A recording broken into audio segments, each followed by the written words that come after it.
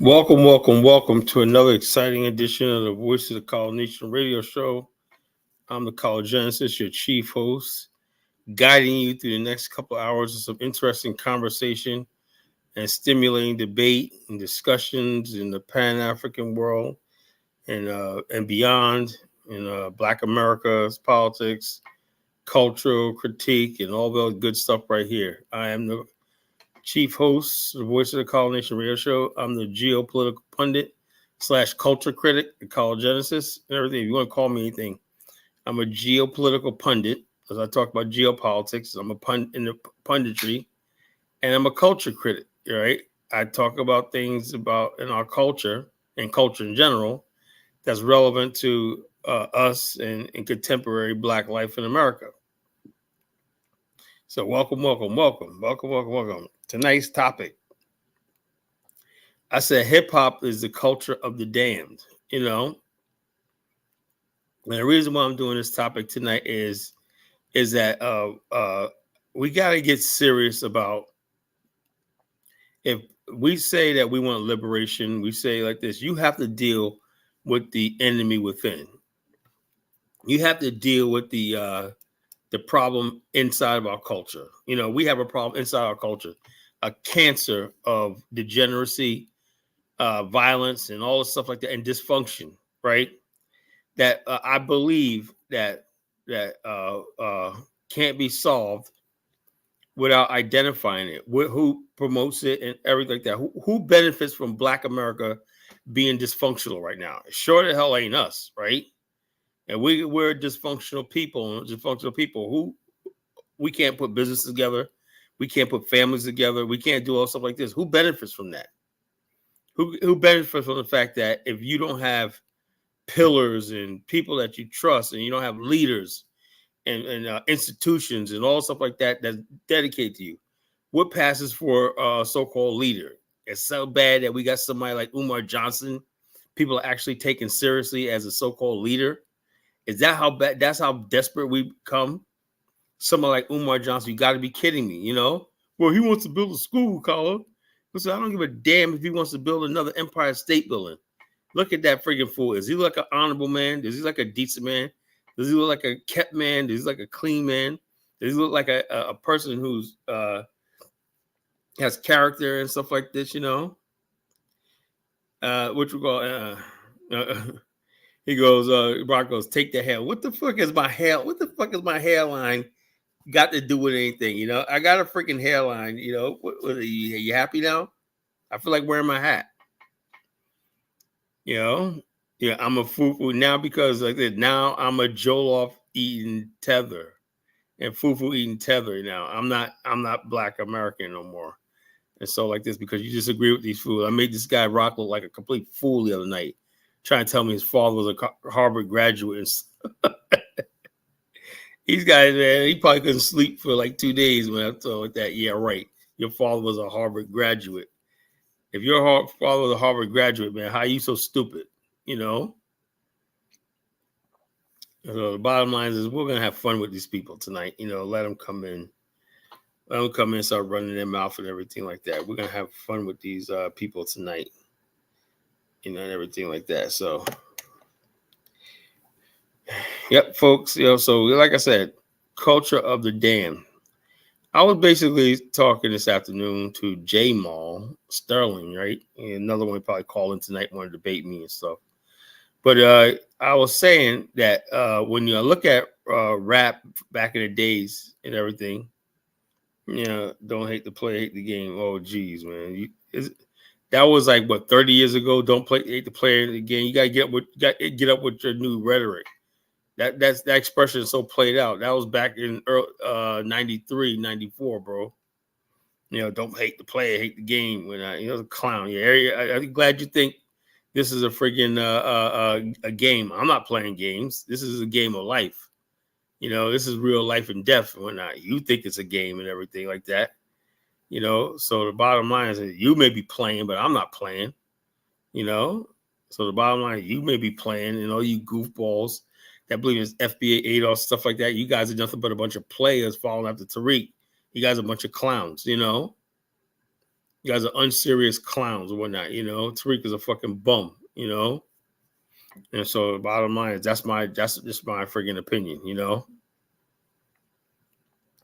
But I was saying to myself, I said, look, what's up, Zongo? I was saying to myself about Snoop Dogg, right? I said, when we were back in the days, right, when I first saw Snoop Dogg and NWA and stuff like that, right? First thing I said was, who the fuck are these clowns, right? Who are these freaking clowns? And it dawned on me that hip hop on the West Coast was being created by white suburbia, racist white suburbia, who had this imagination of these killer ass thugs, clowns, and everything like that, gangsters running around the so-called hood and everything.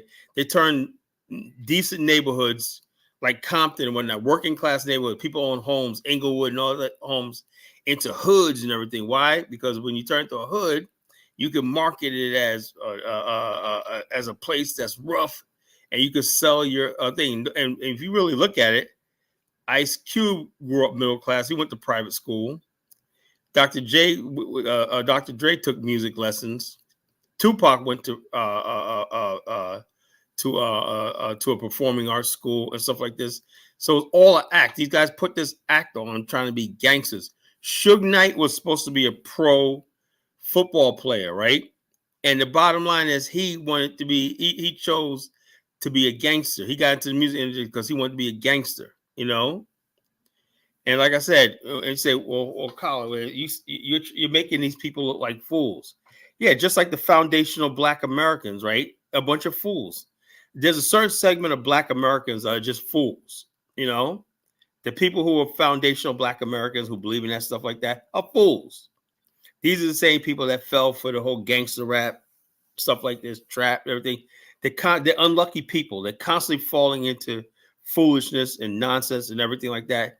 And that's why when I come along and whatnot, and I look like I got common sense and everything, they get mad. The first thing The Rock says, Kyle, take off that hat when I just see your hairline and whatnot. Calling me a tether when I'm a tether now because you look like a fool. I make you look like a fool in my chat room every time, and you guys are going to keep making, so I'm going to keep joking your ass, like that Four Righteous chick, I'm going to keep joking the hell out of you and whatnot. And I'm going to joke you so much until you commit ritual suicide. How about that? Like I said, there's only one solution for you guys, man. Go up to a 5-story building and take a nosedive head first on the concrete. That will solve all your problems. That will solve my problems, no problem. Then you will stop being this idea you're indigenous to America and stuff like that, You want to be indigenous to America? Take a nosedive off a friggin' 5-story building one night. Then you can be indigenous all you want. You be implanted in the ground. Dumb niggas, man. You know what I'm saying? I am sick and tired of dumb niggas, I'm sick and tired of you. If you guys talk about delineating and whatnot, I want as far away from you stupid, ghetto, dumb, ignorant Black people as possible, You guys with this we ain't African stuff and whatnot, you guys are friggin' clowns, outright clowns. But tonight I'm gonna deal with these clowns that in the hip hop industry, right? Who destroyed Black American culture and everything, Yeah, Kala, you are funny guy. Yeah. I want you guys to gone. I want you guys gone. Got you guys gone. If you guys didn't exist tomorrow, I would not lose any friggin' sleep. Oh Lord. Speaking of which, I got Nack Sleazy on the line and whatnot, wants to come in and whatnot, Should I let Nack Sleazy in, Should I let him in? I think I'll let him in and beat him up a little bit, see what he's talking about. It's been a while, so I think I could, see what he's talking about. All right, Nack Sleazy, what's going on? Wow, you're starting with the disrespect off the rip, brother. I'm just kidding, with you, man. I'm just kidding, man. You should know me. Why you treat me like a Nigerian, bro? I heard you. I heard you going in on them, bro. Look, bottom line is that I see me. I'm like this. I correct the record. Right. When people friggin' get out of line, I gotta check them. When that lady was lying, Talk about black women are beating her up at all times. I know she's lying. And there's this growing thing right now where people think they could disrespect Black America. And I'm saying like this: if you're going to disrespect Black America, all bets are off with this Pan Africanism stuff. Because I'm not going to tolerate disrespect. If you have no respect, you have absolutely nothing. That's what I can Ah, do as far as the to these people that believe in this ADOS FBA nonsense and everything. I'll make sure that there's respect there. Whatnot. I don't believe in that ADOS FBA stuff, but the bottom line is that part they have a point. There is a lot of disrespect to Black America in this so-called Pan African world, and we've been ignoring it so long, and we let them get away with that. I don't know why, but well, Kyle, I've been telling you this for 3 years, brother. well, I always knew it, but I just thought I didn't think it was that important. Well, it's extremely important. Whenever there's an attack on our ethnic group, then we should defend our ethnic group. And therein lies one of the problems with Pan Africanism is that, a lot of you guys uplift and uphold Africans over us, and you give them the authority essentially to throw shots at us and go unchecked. Yeah, I saw what they and did my to you whole thing is I'm gonna on get hold up, Nakmeezy. I'm gonna get you guys on Jamal and Zang. Give me a second. I want to build with Nakmeezy for a second. See what Nakmeezy has to talk about. He's gonna yeah. come back later. But before I bring you guys on, I know you I guys. want to stay for the hip hop thing too as Oh well. yeah, You know what okay, I'm yeah, saying? okay. I'm gonna bring you back on because I know Jamal wants to come at me with that. So you could come in afterwards. Okay. You come in afterwards one night and give your take on after me and Jamal go at it. It's gonna get nasty. I'm gonna tell you now, it's gonna get nasty. I You no know. doubt. So I guess I'll drop down, but I just wanted to say, come home, brother. What size No, FBA look. shirt you wear? I'm like this. My whole thing is this, right? I told Four Righteous, right? I said, look, I talk more people out of going to Africa than I ever talk people into it. I know the average African American. One of my first shows I did on this thing was called "The First World versus Third World Conundrum." We're a first world people. Black America is a first world people. You know, we don't have third world issues, right? So when we talk about building with Africa, and this is where even some of my partners and whatnot, they coming from countries like Jamaica and stuff like that. I see things they don't see. I'm like, look, I'm used to a certain way of life, a certain way of doing things and everything like that. And I'm not going to tell my people to lower their standard of living, lower this just to be that. No, it don't work like that. I said, we're first world people. Africa has to accommodate first world people. You have to bring your standards up and everything. Other than that, you're not going to see Black Americans going to the continent in any large numbers or significant numbers. I'm not going to tell people, never going to tell people to lower their standards and stuff like that to just live in Africa. That's crazy. I said, nah, we got a country like Botswana that got good infrastructure, got good opportunity. Get in there. Other than that, keep your black ass in America. That's what I'm saying like this. We're not freaking Afro-Colombians. We're not Afro-Dominicans. We're not Jamaicans. Where they can survive in that tropical third world thing. They could do that. We can't. I'm just serious. We can't.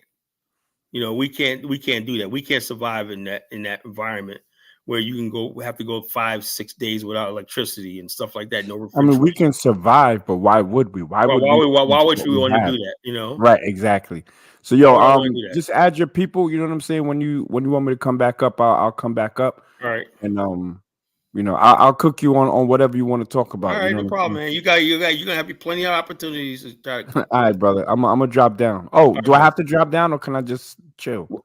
Well, hey, go. Hey, I ready to drop down because I want to deal with Zongo and Jamal. I'll bring you back up. Just stay in the box. All right, no doubt. Pause.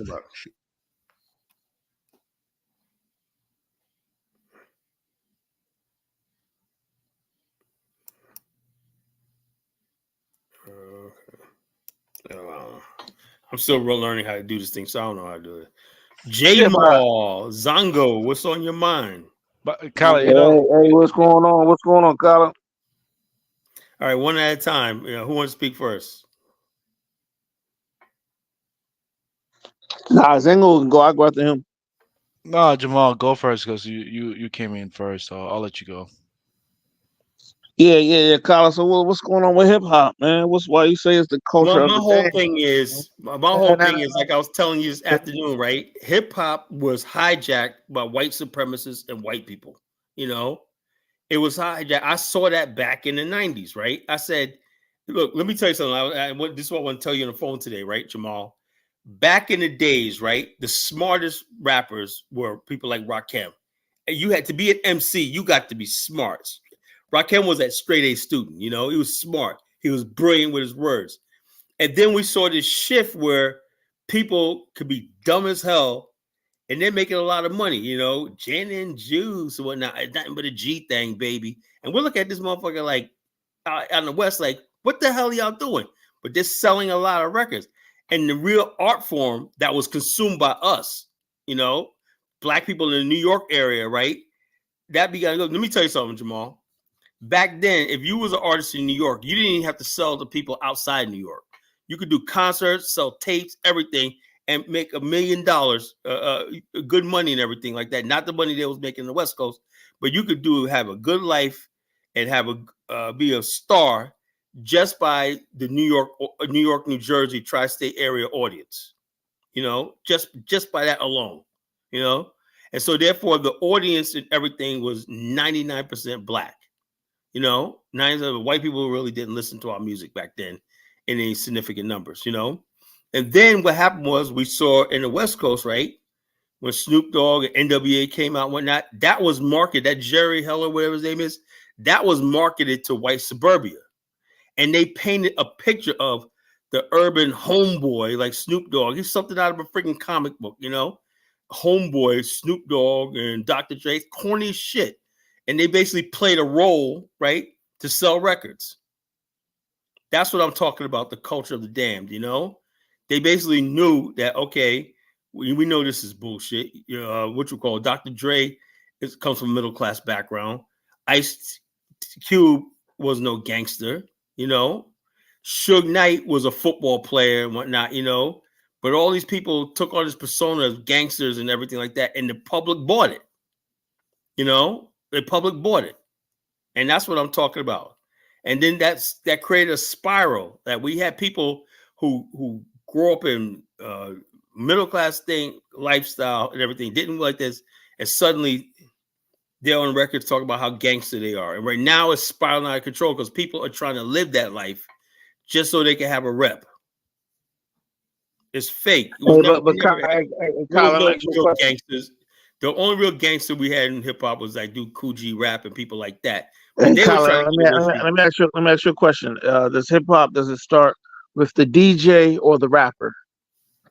Well, it was a DJ. No, The I'm asking. DJs, I'm asking. Yeah, hold on, the DJ is the most important thing, as you know. I'm with DeVille Radio, you know. But the bottom line is, an MC was usually coveted, you know. If somebody was an MC, not in the right? beginning though. Not in the beginning. Not in the Yeah, but I beginning. know, but between DJs, you know, 1 2 1 2, and you get the party started and stuff like that, you could rhyme and rap battles. Hold on, the bottom line is this: this is how much respect we had for MCs back in the days, right? That dude could be working. What time period are you talking about? Because I need I'm talking dates about and the really early 80s, you know, when okay, that all shit right. was starting to kick off, you know. We had a bunch of respect for the DJ and the hip hop. We would carry their crates for them and do all kinds of stuff like this, you know, because we had respect. Hey, That was Kyla, that. let's go to 86, right? 86, 85, West Coast now. This is the time period I'm in, the West Coast. 86, 85. Who are at the forefront of the hip hop culture on the West I Coast? didn't Is know it the anything rap? about the Is it West Coast. hold on. Is it the rapper or is it the DJ? Well, I know that they had parties out there, but like Ice T said, they didn't have a hip hop scene out there. They had a gangster scene, and then that was I'm talking different. about 86, 87, like Well, after Ice I T remember became big. '86 and '87. I first heard of NWA in '87.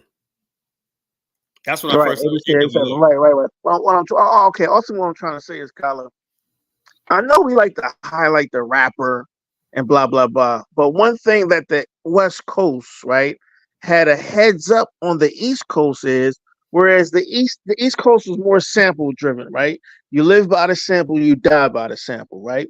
One thing I would give credit to our West Coast counterparts is because the music became the forefront of their culture and their sound. It wasn't the rapper as at the forefront per se, right? Now, don't get me wrong, you got Ice Cube and all that stuff, right? But the music became the base of their sound, right? Because they had DJs out of Uncle Jam's Army, Bobcat, Dr. Dre, Egyptian Lover, and all this stuff, right? So that is one of the reasons. Now, one of the reasons we can fast forward a little bit, but I'm just saying, like in 86, 88, that is one of the reasons why the West Coast end up taking hip hop to a whole nother Yeah, level. but here's what I would push back on that. Hold on. It had nothing to do with the white man. But go ahead, brother. Well, what I'm saying is this though. Back then, right, when we talk about stuff like this, like Too Short said it and Ice-T said it, right? Black people were not buying hip hop CDs. You know, it was white kids in the suburb. It's all about moving those units, right? And also, like Death Row Records had endorsements from major liquor companies. Ice Cube had a deal with St. Ives and whatnot. Snoop Dogg and them had a deal with Seagrams and stuff like that. So people, yeah, but you kind of time traveling right now. I'm trying to get to the heart of it. No, what I'm saying is this. So it wasn't. See, it wasn't the West Coast commercialized hip hop. That's what they were good at. You know, they were commercialized hip hop, and then the Super Bowl '93. I think Snoop Dogg and Dre did that and whatnot. That put them on the map. That put them on the map. You know, Super Bowl halftime show and whatnot. You know, of '93. So what I'm trying to say is, you know, the art and the culture, right? That I thought, right? Like we back in the days, right? When we were listening to the music, right? We like people like J. Rue the Damager and all the people who would spit 5% Nation, Gods and Earth, whatnot. That's what we loved and whatnot. You know, that's what was enough, right? And then can we agree to 5% Nation, all these groups, Nation of Islam, pretty much have zero impact on the youth today? Can we agree on that?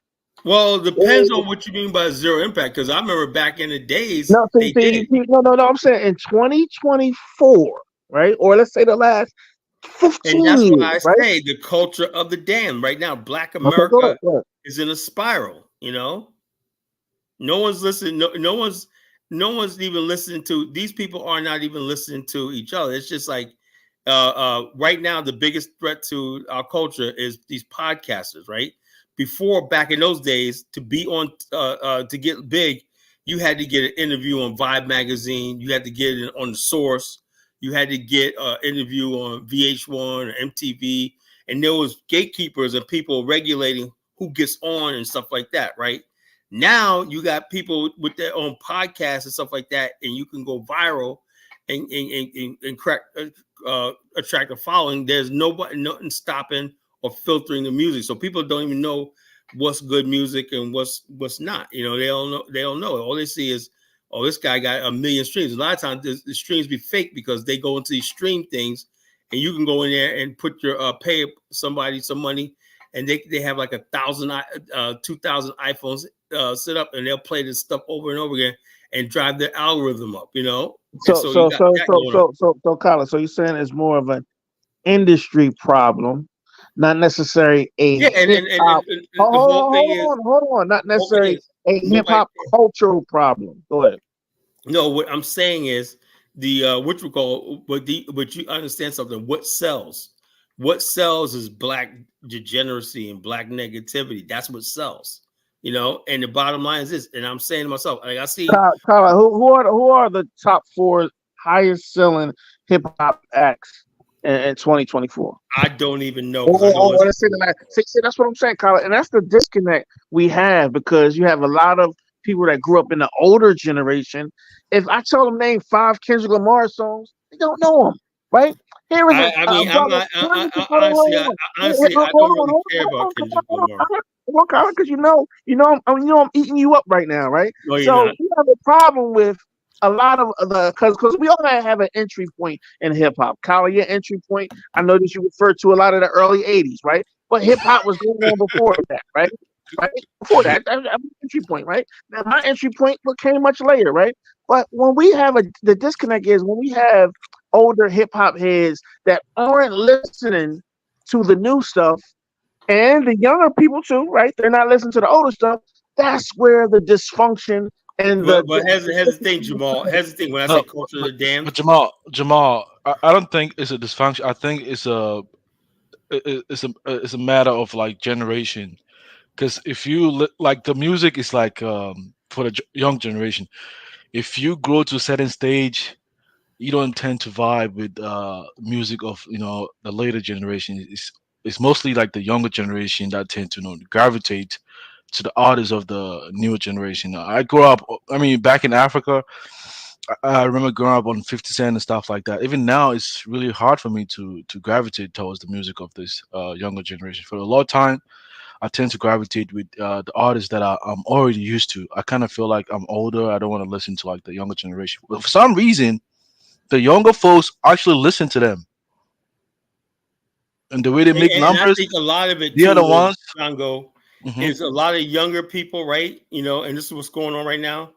Is what's that one guy that did the concert in Texas where people got killed? What's his ASAP, name? is it ASAP Rocky or Travis Scott? Travis song Scott. Yeah, that's him, Travis right? Scott. Yeah, Travis Scott. But if you look at what's going on, right, you had young white girls out there, and you got black kids out there, and stuff like this. Back in the days, that was unheard of. If when I was coming up, right, if white people listened to something like that, it was just like dead. You didn't fuck with it at all. For example, Public Enemy. People used to question Public Enemy because they say, "Oh, look, we got all white people in your audience, PE. How can you talk about fight the power and all your audience is all white?" And so therefore the bottom line is, Kumo D said that, he said those are pop fans. He called white people pop fans. He said they're not your real fans, they're your pop fans. And so that's been a question. Now, and then at the same time, EPMD put a song out called Forget the Crossover. Now there's no crossover because there's no real hip hop culture. Now you don't cross over, you're already over there. You're appealing to the suburban kid, black, white, and everything like that, Latino, Asian, everything, and all stuff like that. So the culture has no soul. I can't connect with his movie of soul. I can't. What am I gonna do with Travis Scott? He's making music for white kids, black kids, and not Travis. I want music that speaks to me. Where's my music that speaks to me? Let me jump in here, guys. And you're Go ahead, Nagmeezy. Let not Yeah, I music. hold on. mean, Let me go look, for I'm hold on for a 50. second, Mac. I'm gonna let you go. Let me just go 5 seconds, right? What I'm saying is, Colin, Wait, hold in on. your era, I'm and a black American music. Let me speak. hold on, I'm a black American too. Hold on. Yeah, and What I'm you were saying, I'm gonna speaking for say a what I, minute, brother. Pass Hey, the but mic because you're Jamal, black hold American. on a You already second. know Let what it Mac is. get this out. Let All me right, like let me go Nick after you. I'm talk. better you. Yeah. all right. Thank you, bro. So now, look, I'm 50, so I come from a similar generation as Kala, but I don't listen to that old school nonsense anymore. It's very hard for me to listen to Rakim, to listen to KRS. I will listen to an NWA every once in a while, but for the most part, I listen to what is current now. As far as I can't crossover do it. appeal, I think it's that hip hop from its inception has appealed to everyone. The rappers and the groups are not making stuff to appeal on purpose. They're making stuff what they want to make, and then people are gravitating to it. The people that were making stuff to crossover specifically were like Run DMC with these like rock and roll type of joints, and that was very short lived. Hip hop today, while it's devolving, I would say, or evolving in a way that maybe the old school wouldn't like to see it, it's still staying true to itself. Like I put playlists together for when I teach classes, and I don't put any old school on it. I put on the new stuff from Spotify, but I have to go through it so that some goofy shit don't come up in it. But for the most part, I listen to the hip hop of today. Right now, I'm bumping Twirlanta from 22 G's, K Flock, or all the new stuff. You know what I'm saying? I ain't one of these. Oh, we gotta play Tribe Called Quest. That Yeah. stuff is old. And Black American culture has always been a culture that evolves. And if you're stuck in the 90s and the 80s, like an old man shaking his finger at kids from the porch, then you're pretty much irrelevant in these conversations. Well, so I wouldn't say that, but I would say Great back. point, Mac. Great I point, would ask Mac. a question, Nak. If the music is for everybody, then why is it that somebody like the Jizza, that song "Liquids," that album was a genius, a masterpiece. Even in the movie 40-Year-Old Virgin, remember the movie 40-Year-Old Virgin? That one guy, Seth Rogen, had Seth, whatever his name is, had a Liquid Sword shirt on. And then I think that boosted him up where that album finally went platinum. So I question, or really, do you really have a thing? Because do people really appreciate the real art form of hip hop and stuff like that? Absolutely. Have you ever heard of Griselda? No, I haven't. And that's my point, Colin, Colin. You can't bring up a conversation about hip hop and you're totally out of touch with who's popping today. Griselda is bringing, or they were at least, I don't know what they're doing right now, but they, at least a year and a half, 2 years ago, were bringing back that 90s real hip hop feel. They from Buffalo.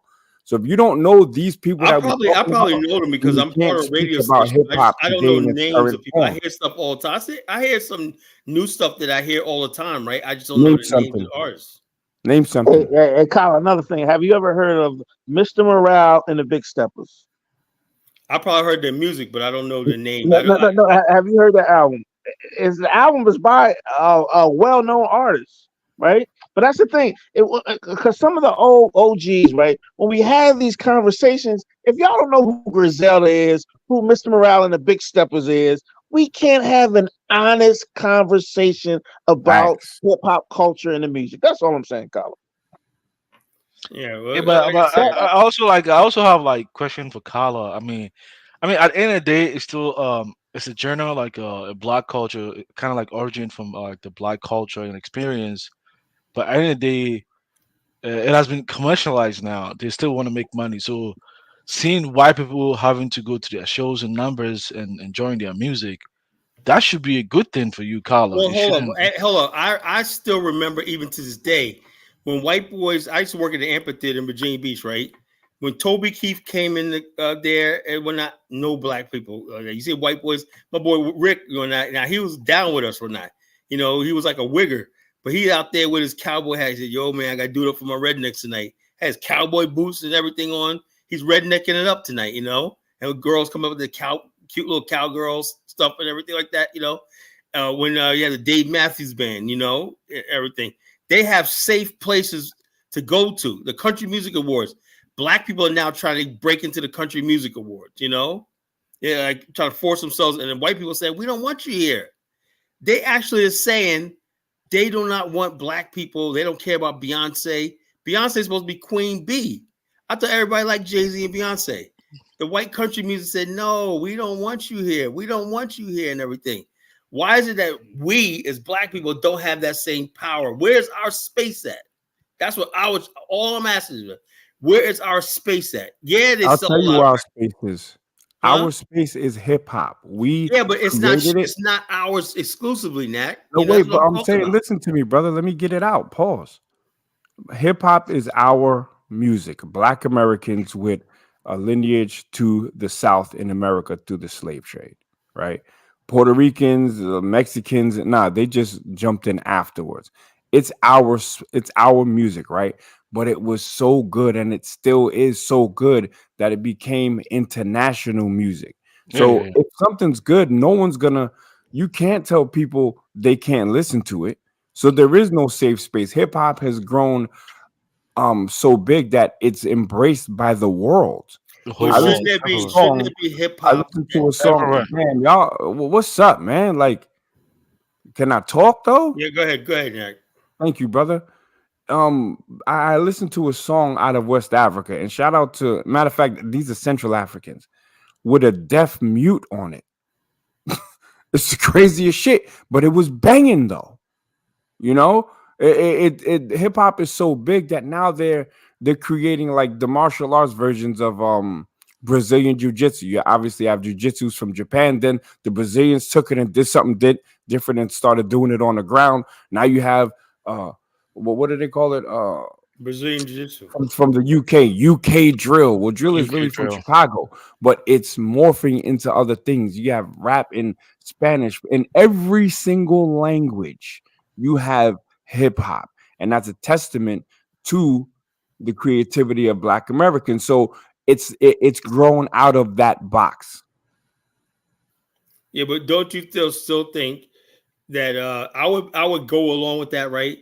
If somebody like J. Rue the Damager didn't disappear, or people knew who Guru was and Gangstar, and all these other people like Poor Righteous Teachers, and all these other people like that. It seems like there was a deliberate conspiracy to basically say, something, that we can't market that to a certain segment of the thing, so we're going to ignore that segment of the culture. That was very important. Could we agree on that? That was very important. The people talking about lyrics and rhymes and life and everything like that. But yet they put all this emphasis on straight out of Compton type of shit. And Well, I mean, look, J. Rue the Damager was not this conscious rapper that you're trying to make him out oh, to I'm be. not saying it's conscious, but he said I don't gang bang. Wait, And wait. like, Guru wasn't that conscious either. right. Poor righteous teachers, they pushed nations of gods and earth narrative, which I honestly think is flawed in many ways. So I think that they're no longer around because of their age when they came out. Number one, number two, they didn't change with the times. There are only a handful of rappers that can get on a stage and still kind of get respect from around that era. Hip hop and Black culture in America is constantly changing, and that's why it's the most popular in the world. What's today's price is not yesterday's price. So I remember seeing a young rapper, I don't remember what his name is. They wanted him to freestyle, and he said, "You don't put none of them old school beats on." Right? And he refused to rap on an old school beat, and I can respect it. And you know what's crazy? When a drill beat comes on, I have literally no idea where to jump in to start freestyling. I just don't, because they're like kind of offbeat or in between keys or whatever. It's new But I pockets. It's new respect it. pockets. Yeah. What'd you say, Jay? I said it's new pockets with them new rappers. Yeah, they got new pockets to catch on the beat. Yeah, I feel you though. Yeah. Right. You know what I'm saying? But it's cool. I'm not gonna be an old dude like, oh, they're not even on beat. The first time I heard it like that, I'm like, whoa. But then I'm open-minded because I'm not going to be the old Black people from our era who are now 70, who were shaking their hands, or 80 years old, shaking their hands on all these young kids in this hippity hoppity bippity boppity bullshit. I'm not going to do that. You got to respect the youth. If it's going somewhere, let it go that direction, because the whole world is essentially going into a direction, and hip hop is not excluded from that. Point well taken. Yeah, I agree. I agree. Another topic I want to talk about was Umar Johnson made a comment about Bronny James. Do you guys all know the comment? What about the white girl and all that stuff? Yeah, he Yeah, said I that. think I heard something a little about Umar it. be basically coming after an 18-year-old boy. Nagmeezy, I'll start with you. I was reading a text from my wife. Say that again about Umar and Bronny Johnson because he got a white girl or whatever. Yeah, right. Yeah, LeBron James. LeBron Right. James. What did he say about it He specifically? said, I won't be watching none of his games because he's Oh, I dating a remember seeing that. I think that's nonsense. I mean, look, we're getting to a point, and I'm not a swirler. I don't promote swirling, but I can't control who somebody smashes at night, or who somebody chooses to share their wealth with. I can't. You know what I'm saying? If we're gonna try to hold that standard, then Umar Johnson would probably not even be able to open his school, because certain people that go to the school, or contractors, he's doing business with white people. So you can't then tell a young man who does not come from a pro-Black mindset to not get with a white girl, when he's probably in the age where he's just trying to smash anything, especially if it looks good. So I think Umar Johnson be on some nonsense. I think he's actually mentally touched because he repeats the same shit 3 times in a row every single time. Yeah. I think he's a scammer. You know what I'm saying? So I ain't jacking nothing that Umar Johnson say. Yeah. So let me ask you a question, right?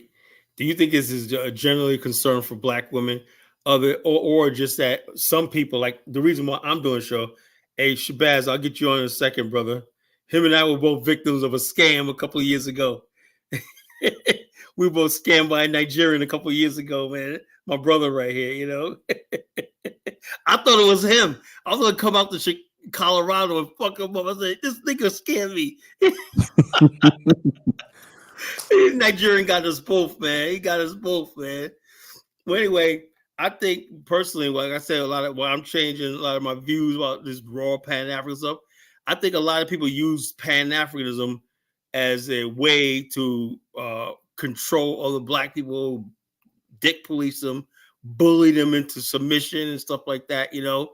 And so all they have to do is put up a front like they're building a school, and they be like this, and there's people that go along with them. Yeah, Umar Johnson said this. Well, who is Umar Johnson? What has he done? Well, he's building a school. So he'll be building a school for the next 40 years and whatnot, you know. And in the meantime, he's gaining all this capital, this credibility capital up. In the meantime, he can tell LeBron James about himself or not.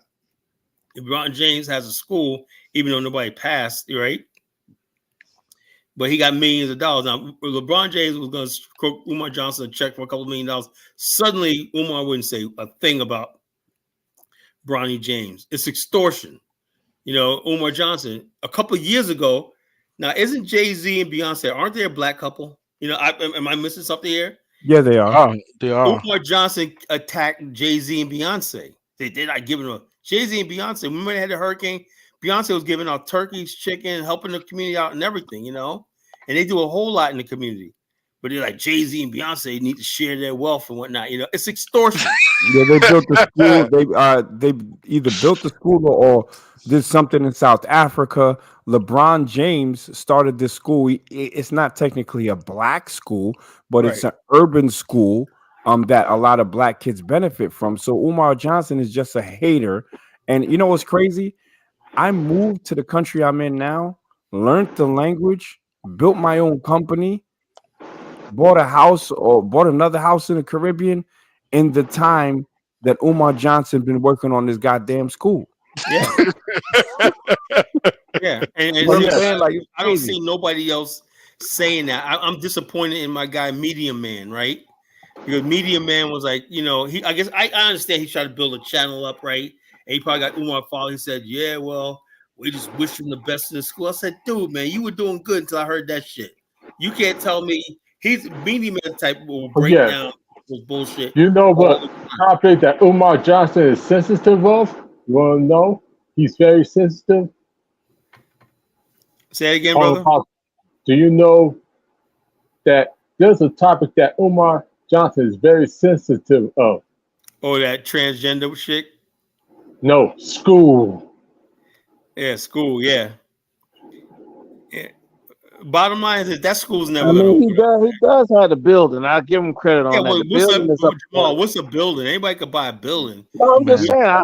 I've seen the building is up and running. I mean, Yeah, but it's not up and running. You know what a building? When he say gonna build a school, you talk about a faculty. You gotta have a faculty. You have to have a student. Yeah, that's what I'm saying. That's what I'm saying. He hasn't got to that level yet, but the building is It's gonna up. take millions and millions of dollars. You know, you got to get accreditation and all stuff like this for the state. The building itself is just an asset, right? I mean, now you're gonna employ the workers, and the workers you gotta pay them on monthly basis.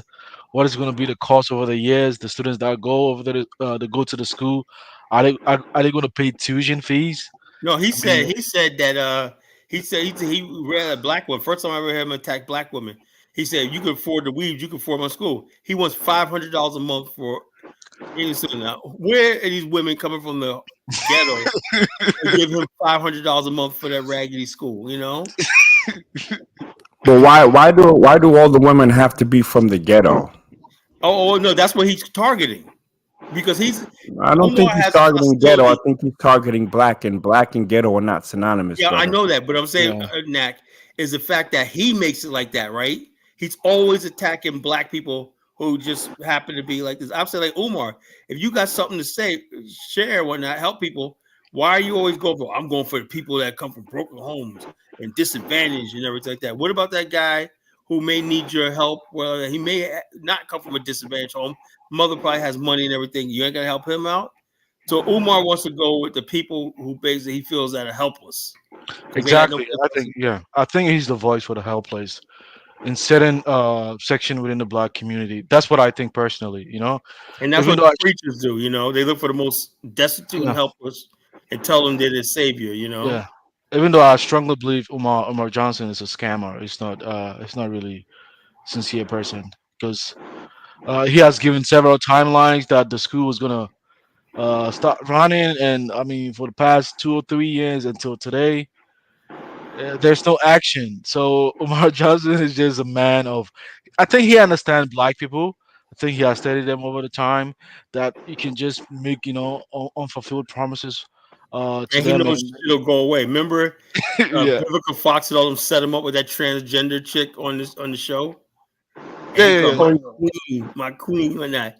And, and you go, had I known, dude, that's when you're so thirsty and desperate, right? You just forget flirt with everyone. You flirt with a man. He go, had I known, but he knew that blows over too. That's why we need shows like this to remind people. He keeps taking so many L's that nobody reminds him. Okay, Umar, where's the school open up? We forgot about it. I haven't forgot about that. You actually oh flirted with yes. a Check gender. this out. You know why I donated donate some money to Tariq Nasheed? Because that's him actually doing his work. Yeah, that's It one thing takes you less give than up a to Rick. year. He delivered. He delivered on what he said he was going to deliver. It may not have been It much, takes but it takes less than a year to open up a museum. and Tariq's just I'm just saying. a business person. If that's what you want to support Tariq. Hey, look, that's what you spend your money how you want to spend it. But yeah, man, Exactly. for you and me, man, we got scammed by the same Nigerian dude, man. Oh yeah, that got slick, man. That dude he got us good, man. He had us going, man. Said I was gonna make $10,000 and shit. Was that in America or back in the motherland? No, it was here. The guy got us on Facebook. Oh yes, And he there's said what he scammers. did was he sent his picture, video, right? He used his picture, right? To make it seem like I was communicating with him. It's like, yeah, Kala, I made a whole bunch of money. See, I ended up doing the same thing. Yeah, I'm making a lot of money. Before I sell a dime, they get you a video saying how much money you just made and whatnot. Yeah, and this, that, and the other thing. And next thing you know, they take your authentication from you and whatnot. They take over your Facebook account and they start going out there to your friends like they're you. Oh yeah, I Oh see yeah. that. I see that kind of scam. That's I really a I petty just scam, though. I just made a warning the best way I could. Yeah, so it's you live and Yeah. learn on that. You live and learn. Oh yeah. Then I was after that I was waiting for another scam too Yeah, on Facebook, that's and why I I say I said, don't trust nobody now. They just did it because I'm like this. I see anybody talk about, oh yeah, you can get all this money and blah blah blah. If I call them, I hear a foreign accent. I'm like, no, that's a Hey, Yahoo boy. Umar Building is right in Wilmington. I'm gonna give you all the address: 611 East 17 Wilmington, Delaware. Yeah, Very we know the easy. building, Jamal. I seen the My cousin, videos, everything. my cousin actually seen him outside the building. He's And that's the always there, worst part. They there a say lot. that's the worst part. Their prison is where they got crackheads walking all around the place and whatnot. It's in a really We need people to invest in our community. That's yeah. not the problem. Hold up, We Jamal. need See, you we can't have need it both people ways, investing. right? Yeah, I mean we can't. Hold on. You cannot tell black people I know to that invest in a area. That it's community not no that we have no crackheads stake walking in. around. It is a black community, but it's not no Yeah, but hold on. crackheads No, walking no, around. Jamal. Come on. Here we I disagree. Just But you because have a bunch never of even people been live there, together Kyle. don't You've make it a never been community. there. I'm saying if you've been there, I can understand. But you never even been there. I know the area. I've been Come to on, man. Wilmington before. I've been to No, Wilmington you've before never just been to because where that is at. It's only just like a drive. lot of black areas, just because the area is full of black people, don't mean No, it's a real but community. Kyle, I'm Community trying to is tell what you the that it's not Koreans have. crackheads walking around there. Crackheads ain't even around no more. Yeah, Come yeah. But the bottom on. line is it's not a community. The people are not community It together. is a You know, community. that's not a Actually that's the whole thing. that We have a different neighborhood. definition your community. Okay, There okay, are okay. no such Okay, that's thing as cool. black communities in America. Okay, that's We have your opinion. That's your areas opinion. that there's a lot of black people in dysfunction in. A dysfunctional community that's unsafe and unfunctional and everything is not a community. It's just an area where black folks live because they can't go no place else. That's your opinion. But go You ahead. know, Black Wall Street in Tulsa was a community. People work together So and build. Atlanta, the city of Atlanta is a Yeah, community it's because not that a was about community. It was that black people 100 on their times own. bigger than You Black are on Wall your Street. in Atlanta. Black people, just like Atlanta anybody, is a just community. like According to Norfolk. your definition, Atlanta is a community. It's not a community. It's a city. Why not? Hold on. Atlanta is 100 times bigger than Black Wall Street. A Oh, hundred times. but here's the thing, though. Black it's not a black community because all the black businesses and everything that's connected are multiracial. You'll see Indians there, you'll see Chinese there, you'll see white people there, you'll see all types of people. Just go look at the airport there. You know, every race we're coming from all over the world. It's not a black community. We like to go halfway and say we got this black community here. And then when you really look at the infrastructure of these places, you got Lebanese here, you got this here, you got all these other groups of people here sustaining you. You know, Yeah, we don't know how much. But Kala, if you have black people in key That's industries, disingenuous. That's if you disingenuous. have black people in key industries within the city and within the government, then it's fair to say that the black dominates that community. It is a I black don't. I community. really don't see that. Oh, Oh man. what you will have is black people because of by fiat by numbers. They'll be on the city council and whatnot in large numbers, right? They'll be on the judges' bench and stuff like that. But what feeds all the major cities in the world are the white and the Indians and Chinese infrastructure.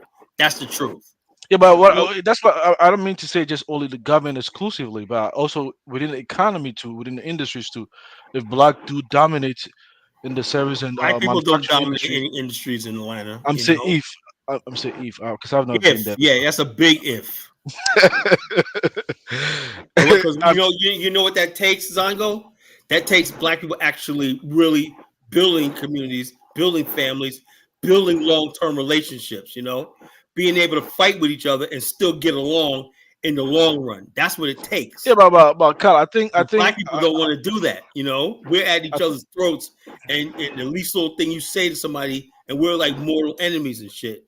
You know, that's our mentality. And then we have a fake ass thing talking about we're a community. We're not a community.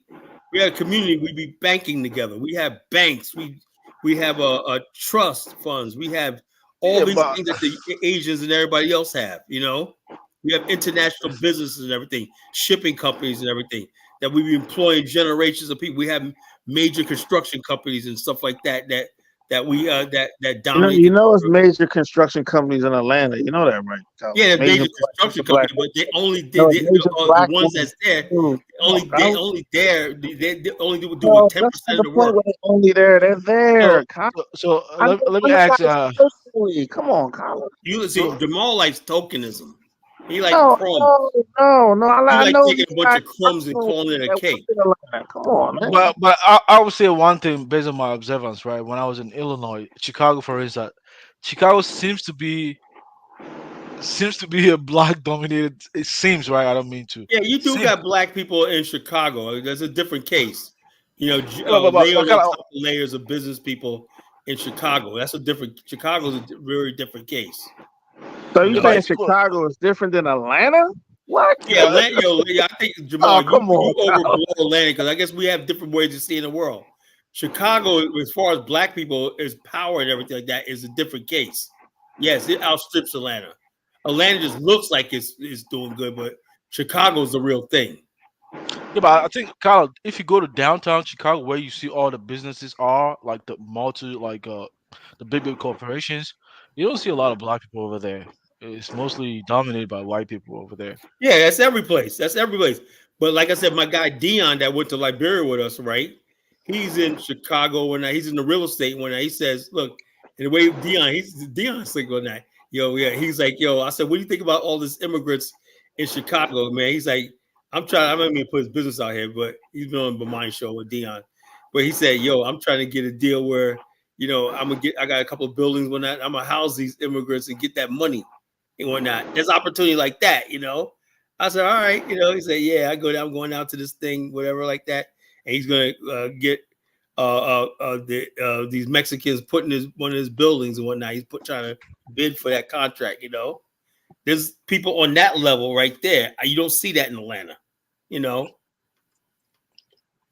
With people like this, and Dion's a contractor. Well, Colin, unfortunately, the numbers don't smile on your diatribe. Let me just give you some of the facts.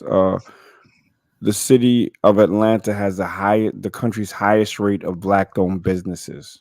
Okay, Yeah, but that's are they number making one. money though? Wait, whoa. Now you're changing the goalpost, Pele. You guys have a Now you're business, man, changing the but are they making goalpost. money? You mentioned Chicago, and just like Zongo Native said, most of those business and infrastructure are white. Now, from 2017 to 2021, the rate of new black-owned employer firms in the metro grew by a staggering 57.3%, the most of any racial group. You see what I'm saying? So Atlanta is actually the new black mecca, minus all the zestiness. Yeah, Yeah, but because are they going to make the Oh, same real level quick, of Tyler, money? I'm sorry. College or- What is that on your hat? Is that an Ansaru? Allah. Yeah, I know it's That- a lot, but behind it is a red, black, and green. Is that like from the Ansaru Well, community? actually, one of my guys here in town, whatnot, he makes all these apparel. He got me. I got a shirt like this, everything. And I told him he did the red, black, and green one. It's supposed to be red, black, green. He got what was it? Black, red, and green. Yeah, so he has it backwards and whatnot, but I wear So it. are you Muslim now or something? No, hell no. Why are you rocking a lot on your head? I mean, I don't know because I wasn't wanting to wear a hat, man. Like music. I wear Dodgers hat all the time. When I go out, people tell me, they like my Dodgers hat. Oh, when I went to Liberia, we stopped off in Morocco when I had this on. Yeah, but Like, like music. I was just wearing it just for fashion. I had no idea. Hey, Yeah, hey, hey, I Allah got a isn't question for y'all. fashion, especially if you're black. If you're Pan not to change the African, you shouldn't subject. be wearing no damn Arab Allah. god on your forehead. well, Come on. Yeah. I just say, look, I don't know. I just like the red, black, and green. The green. Hey, not to change the subject around, but what do you guys think about Chuck D? Right? He joined the U.S. State Department and promoting American culture, American music around the world. Now, we hard on the young guys, right? They say, "Oh, they ain't hip hop. The young boys are hip hop." But here is a pioneer like Chuck D signs with the U.S. State Department to promote music. Well, everybody knows. Anybody knows. Chuck D On that? was always an opportunist. Chuck D was always an opportunist. You see what Chuck D went after Diddy, right? And next thing you know, Diddy had him dancing doing a jig dance on his video. Chuck D. I was like, oh man, they got Chuck D. So, Kyle, you telling me all that real, keep it real hip hop shit was fraud in there? That's what you're saying? Yeah, Then, huh? well, a lot of it was, man. I'm gonna tell you, I'll be the first to tell you. A lot of people were not sincere. It was all about they had bills to pay. When you put your money and bread behind that, there was like public enemy. That's why they got rid of Griff. Remember Griff, Professor Griff? They got rid of him. They were like, oh, he says about Jews. They say you got to go because we got to make this money. So it's like that's how it is out there. That's the real world. Yeah, Professor Griff, he's controversial. Like Dr. Collins said, Jewish people are very sensitive. If you sneeze, Jewish people get offended. Instead of saying, if you said Jew, they think you said a Jew. Yeah, Kali was like this. Yeah, you don't just go pick a fight with Jews unless you know what you're talking about and try to back it up and everything like that. That wasn't a good look. But they said Professor Griff was the real energy behind Public Enemy. I saw them in Harlem. Yeah, Man. they say he was the real energy behind him. Yeah, I went to see them in Harlem and whatnot. Then Chuck D, Terminator X, Griff, all of them. That was back in '89. When the movie the Minister of Information. He was the Minister of Information. Yeah. Oh yeah. The movie Do the Right Thing came out. Yeah, I think even Lupe Fiasco also teaches hip hop at MIT as well. So yeah. Oh yes, have you seen? I'm sorry. Go ahead. My bad. No, go ahead. I was just jumping. Yeah, have you seen the documentary video by Tariq Nasheed, Microphone Check? No, no, I did not. I gotta check it out. I By mean, he Tariq got, Nasheed, right? By Tariq Nasheed, right? Yeah. yes, the author of Hidden Color. Don't get Kyler upset. He's a New Yorker. He said everybody was in hip hop. Don't get Kyler going. No, I'm saying New York. If you know New York back in the days, New York was black, right? And then everybody came and assimilated into a black American culture. Heavy D was from the islands, but you wouldn't know that. He said he's African American, black American. Which we call Slick Rick was like this, but Slick Rick the ruler. Nobody cared about that. You assimilated all this shit. People come out brand new talking about, oh, Jamaicans did this. Nobody was calling themselves Jamaican back then. Nobody was calling themselves Trinidadian back then. You know, you would say you were from Mount Vernon. You say you're from this. I'm from this place right here. And it was all part of Black American culture, you know? So these people right now, what it is people like now want this island or Caribbean a thing because they want to get closer to white America, right? If you could basically do that, right, and just separate yourself from Black America, right, then white America still has a problem with Black America, right? That's why when you talk about hip hop, right, they're like, I like hip hop, man, but I just don't like the fact that those people created. So in their mind, if we can make White people never say that though. White people don't really say that. Yeah, but go ahead, brother. no, but I'm just telling you how they think, you know. If you tell them that this music right here comes from Black America, right? That's not just as everybody did it in whites, blacks, everybody contributed. That it's actually Black America that did hip hop and everything. That's the fact and everything like that. Then they sort of feel some sort of way. Trust me, you know.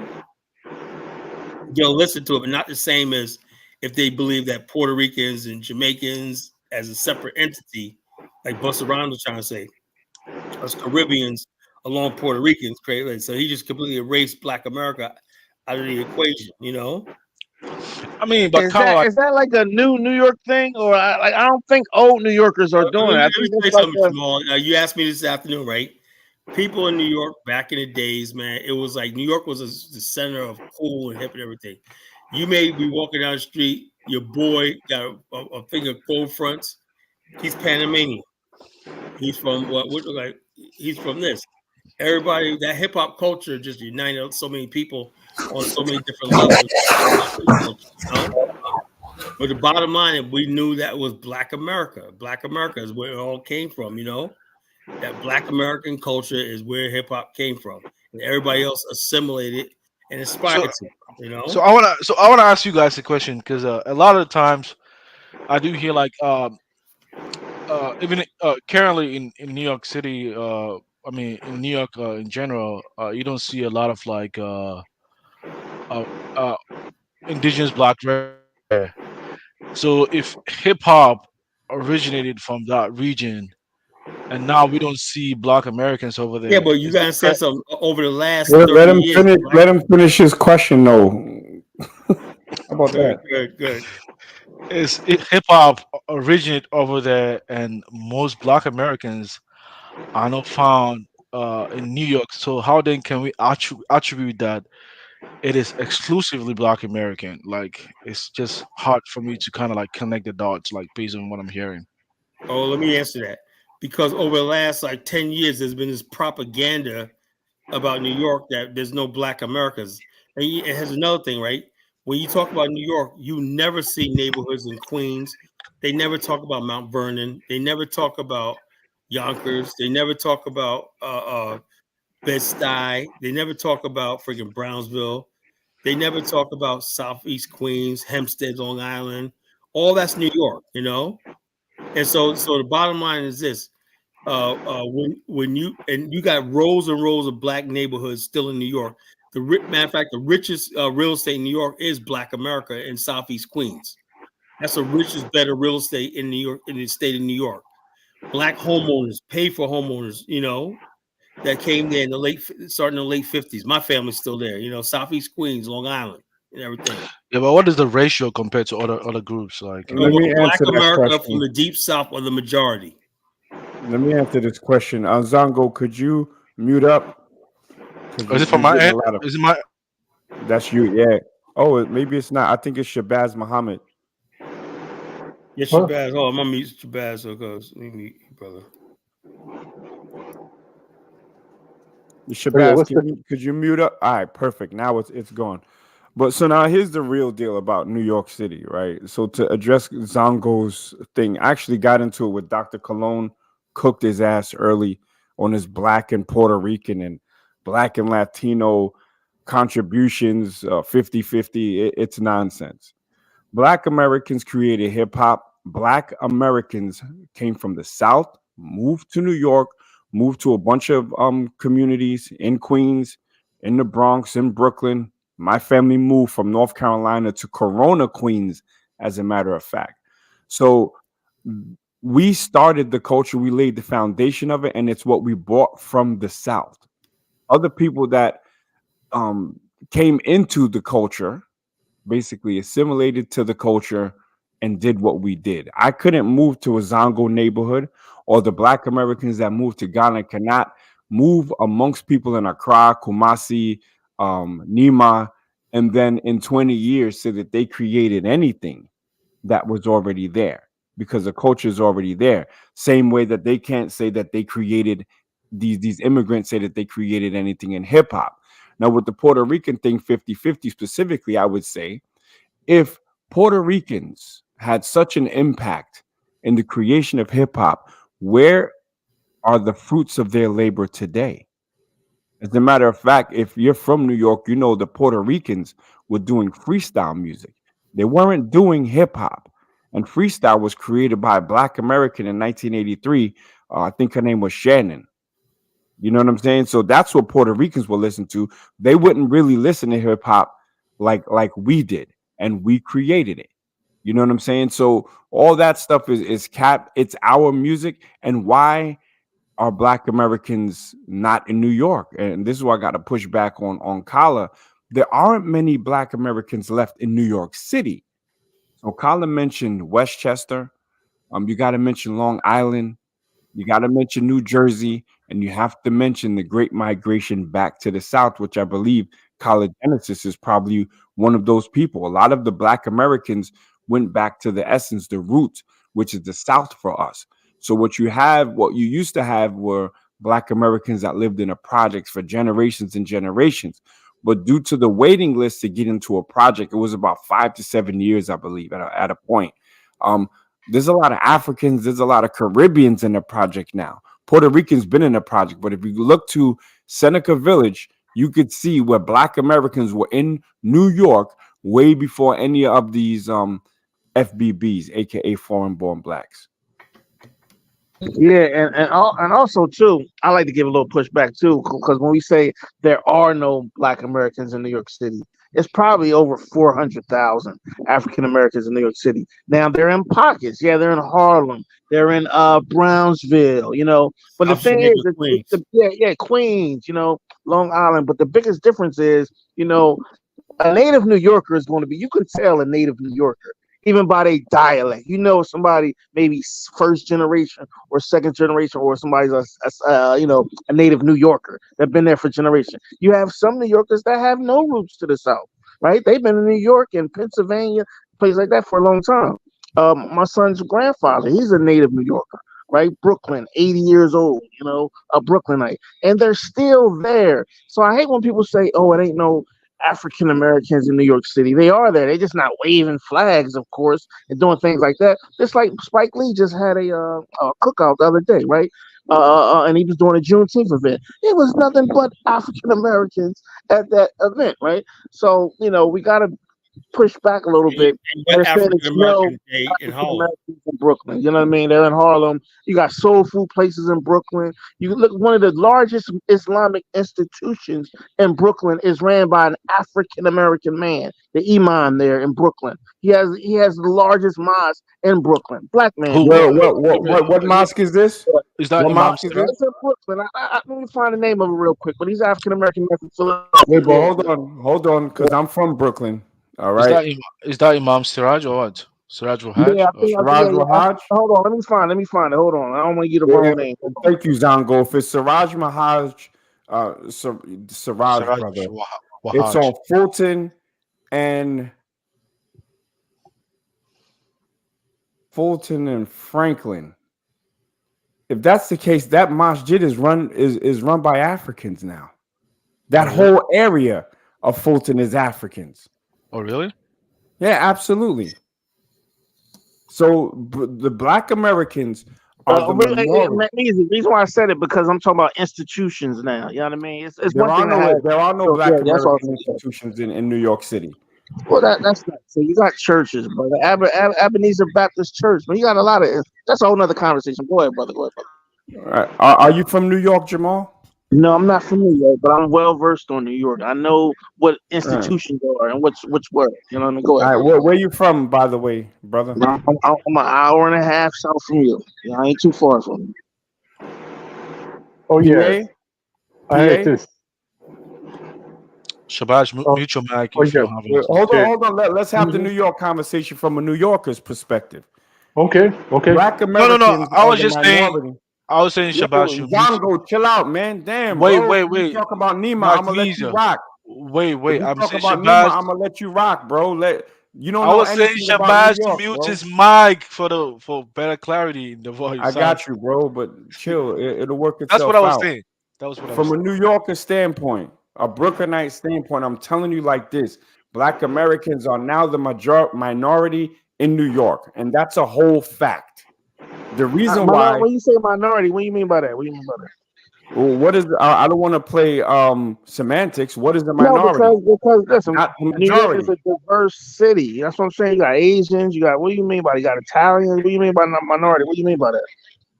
That's what I was So asking. now what? Now we're asking dumbass questions, right? When Minority you say the means minority, not the because I majority. never saw a minority in New York. You know what I mean? That's what I'm saying. What do you mean by that? Well, if you shut the fuck up and let me finish, then you'd hear something. All right, can you elaborate on the question? All right. So I will elaborate, but I was in the process of elaboration. As far as Black New Yorkers are concerned, Black Americans are the minority in New York City. There was a migration that had its peak in the mid 90s. Everybody was moving back to North Carolina and Atlanta. Prior to that, the civil service workers from New York, MTA, people that work for Con Ed, what was it called? Verizon, or it was called 9X. You remember 9X, Cala? Yeah. It was called 9X back in the day. So the brothers, the fathers, and the mothers that worked for those, they got their money, they bought houses, and they left. They started creeping into Rosedale, Queens, and then made their way to Valley Stream, Roosevelt, Long Island, and all these other places. They got out of New York City. I'm not saying that there's no Black Americans in New York, but they left New York City. New York City, as far as it relates to Black people, it's majority Black immigrants. You have Flatbush with a whole, they call it Little Caribbean. And in Flatbush, you have Little Haiti, you have other little enclaves, none of which are majority Black American. And that's a fact coming from somebody that's more Brooklyn than Jay-Z. I rest. Now, In reason Long why I said Island, that, Black that's Americans, why I we've been say moving out to Long institutions, Island, right? That's why I places like say that. institutions. The mayor of New York City ain't no Caribbean. The mayor of New York City ain't no African. Yeah, He's but a he's a Black Democrat. American. And that goes back to my point. But When he's I'm a talking about Democrat. institutions, I'm talking about Harlem. When you talk about Ebenezer Baptist Church, they are Black American institutions. Even Brooklyn and Bed-Stuy still have Black American institutions. Now, I But Jamal, understand here's the thing, they're though. not waving the flags. Jamal, here's People, the thing. When you yeah, what I'm mentioned hold Eric on, Adams, Tyler. What I'm saying is, I understand the native Black American population are not waving flags and doing all this mumbo jumbo. You know, they tend to be comfortable in their own skin. But what I'm saying is, you got at least 400,000 Black Americans still in New York City. But go ahead. check this out. But what's the All whole thing right, so about now Eric you Adams? change your goalpost from Black Americans to Black American institutions, and you started with the masjid No, that I that's not told what you it is. was overrun by Africans on that street, Fulton Street. It's not ran by Africans. We gotta stop this. It's not ran by Wait, Africans. The one no, that no, the there's nothing mosque negative. is I a didn't say fucking anything negative about Africans. it's So not ran calm by down. Africans, Calm Magnesia. down. It's nothing negative about Africans. It's literally just who's there. Nothing negative or positive. But they I'm don't literally run the talking institutions. demographics. Now check the But, demographics. Check the demographics on yeah, but Fulton I'm just Street. saying they don't run the institution, Mac. Come on, Wait, and that's but my hold problem with on. some of these You're not 68 from radicals, right? Brooklyn. Because You're they talking about my neighborhood. don't know black You didn't even know success. where the mosque was. I used to go to that masjid. I No, used to this is go there. the radical FBAs. They can't witness black success if it was under their nose. That's what Wait, I'm but saying. hold on. Now you're changing it again. I'm Allow me saying to cook you. Allow me to cook you on my neighborhood. You didn't even know the name of the mosque. You didn't know where it was. you haven't Okay. been in Wait, but years. hold on. Now you're mad. You're having a Joel off meltdown. But this is my neighborhood. I didn't say You ain't been anything there negative. in I didn't years, say bro. anything negative. I haven't said anything negative to Africans. What I'm saying is they took over that mosque. That mosque is no longer majority Black American Muslims. You're I talking said, about the 90s when Siraj Wahaj and his people were pressing drug dealers on Bedford Ave, all the way in Bed-Stuy. Oh, I bet you didn't know that though. That's what they I'm was not doing. talking That's when they about was that. I'm not holding it talking about the down. 90s. It's I'm talking about the not 90s. that place anymore. If you go on Fulton, you have a Peul, Peul, which is the Fulani Community Center. There's a whole bunch of African shops up and down Fulton Street. And shout out to the African that showed me how to get the fake Nikes from China. Shout out to him because nobody else put me onto it but him. That whole area is not majority Black American anymore. I'm telling you what it I is. don't That's think my anybody ever neighborhood. said that. I don't think I ever said that. Yeah. I said the Not, mob you're is talking ran. about you're naming numbers, and I'm telling you the minority About Black this. Americans are the minority, and then you wanted a clarification on minority, and you're not even a New Yorker, and No, you no, scared to no. say See, where you that's from. You're talking about an disingenuous. hour and a half away from New York. Where you from? That's disingenuous. You haven't been in New York in 100 years. Oh, Come on. really? You don't know how the community I is. haven't. Wait, hold on. You live in I other haven't been in New York. countries. Come on, Wait, man. but Stop hold it. on. You're not Wait, even hold on the on. ground no more. Wait, Come on. let me gently correct you, sir. I was in New York when I buried my grandmother 2 months ago. So what are you talking Okay, about? okay, you came through. No, RP, you came through. Okay. hold on. You just said I wasn't there for 100 years. I No, I'm travel just saying. more than you. I travel more than you change your underwear, homie. That's Trust what me. I'm saying. Your passport broke now, No, I'm Magnesium. not You're a not pass. even. Here you go with that passport bro shit. Come I'm on, not a bro. I'm passport just saying bro. that's Kala, disingenuous. but You just Nagnizi, got cooked because you I know don't what you're mean talking about.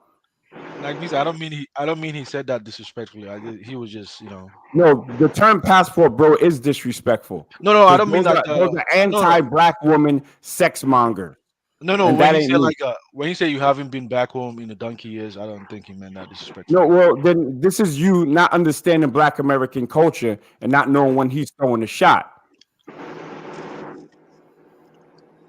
So he's scared to say where he's from. You can't speak on my city, and you ain't No, from my listen, city. it doesn't really matter, man. I'm from where It this does country matter started at. because Oh, Brooklyn, hold New on. York, does not have I'm from Black where this Americans country in it started. like I'm that from no where this more. country That's started a at. fact. So I don't even feel like getting into that, all right? And we ain't got to deal with Caribbeans and all this stuff that you Yeah, guys because you paying scared to off have to the and left conversation New York. because you think you're Okay, African. okay, You were 23 and me, Igbo, trying to tell me about Brooklyn. Stop it. listen, Magnesium. What I'm saying is, this is what I'm trying to say, Magnesium. You still have a large African American presence there. It's more African Americans in New York City than Trinis.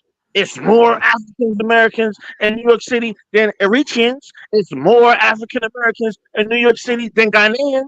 It's more African Americans in New York City than Senegalese. It's way more African Americans, in Harlem than it is from Mali.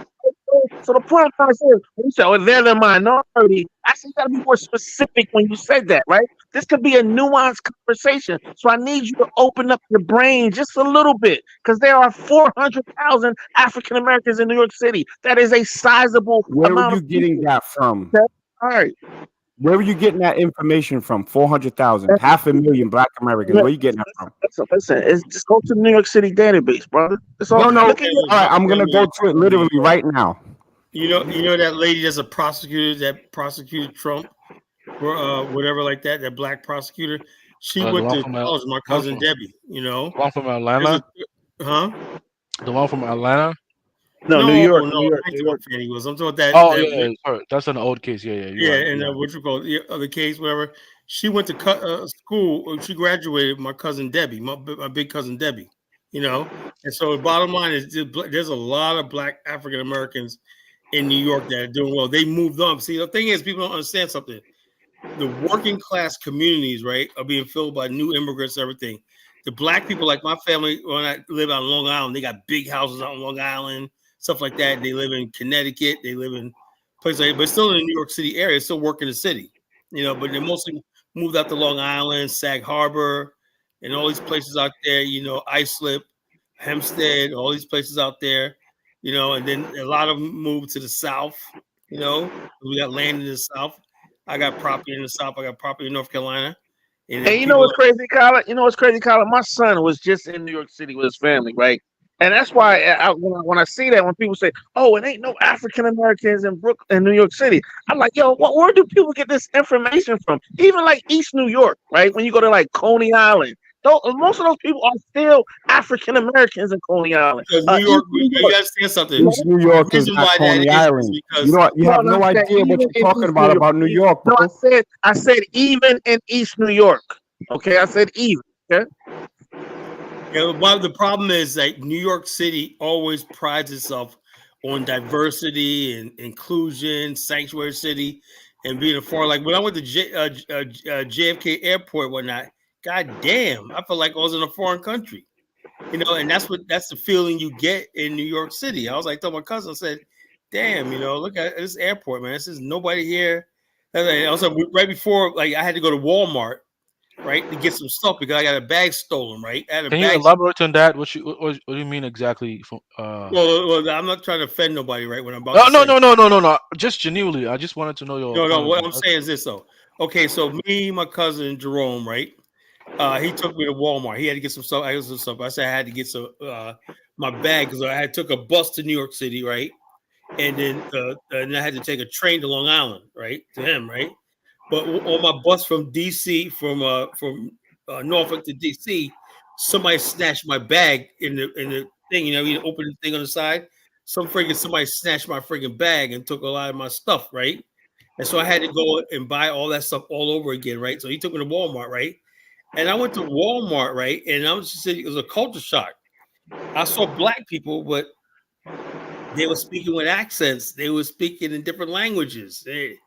And I'm like, and my cousin was like, that's the new thing here, man. He goes, yeah, I'm hearing blah, blah, blah, blah, blah, blah, blah, blah, blah, blah, blah. And I I'm get like, it now. I get it but the now. thing is, I can't be mad at them, right? Because they're working a job at Walmart, right? And then this other guy that was on the line back of me, I went to go get some more stuff, right? He obviously was from Senegal, something like that, right? And I saw this guy. He had a formula milk, Pampers, everything. Young guy, right? And he's with for his kids and whatnot. And I said to myself, how can I be mad when a man's taking care of his family? But at first, it just like I'm like, what the hell are these people doing here? I'm like, what the hell are people doing? I'm used to going to Walmart. I'm seeing African Americans, right? And this is like in Ocean City, Long Island, And I'm seeing all these freaking. I seen Black people. I guess if you say Black, they're Black. I guess that's the new Black America, in New York. And so the bottom line, my cousins, my family is still out there and everything. But the bottom line is, they're like this. The Black people that's been there for generations have been moved on.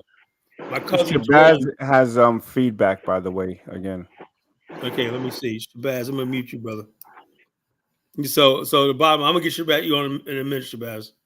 You got feedback. But anyway, I'm saying the Black American experience has changed in New York City because you really don't know who's Black American because when I went to that Walmart, when all the cashiers, everybody working in the aisles and stuff like that, even the white people were foreign, The white people were not white Americans. They were like freaking guy with a Dutch accent, guy with a Polish accent, and stuff like that. Foreigners, New York City has become a haven for foreigners.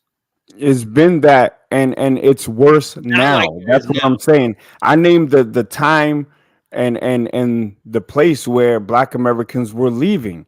If you look at African Americans, what these people are considering African Americans or Black people in New York City is a mixture of Black Americans, Caribbeans, and Afro Latinos.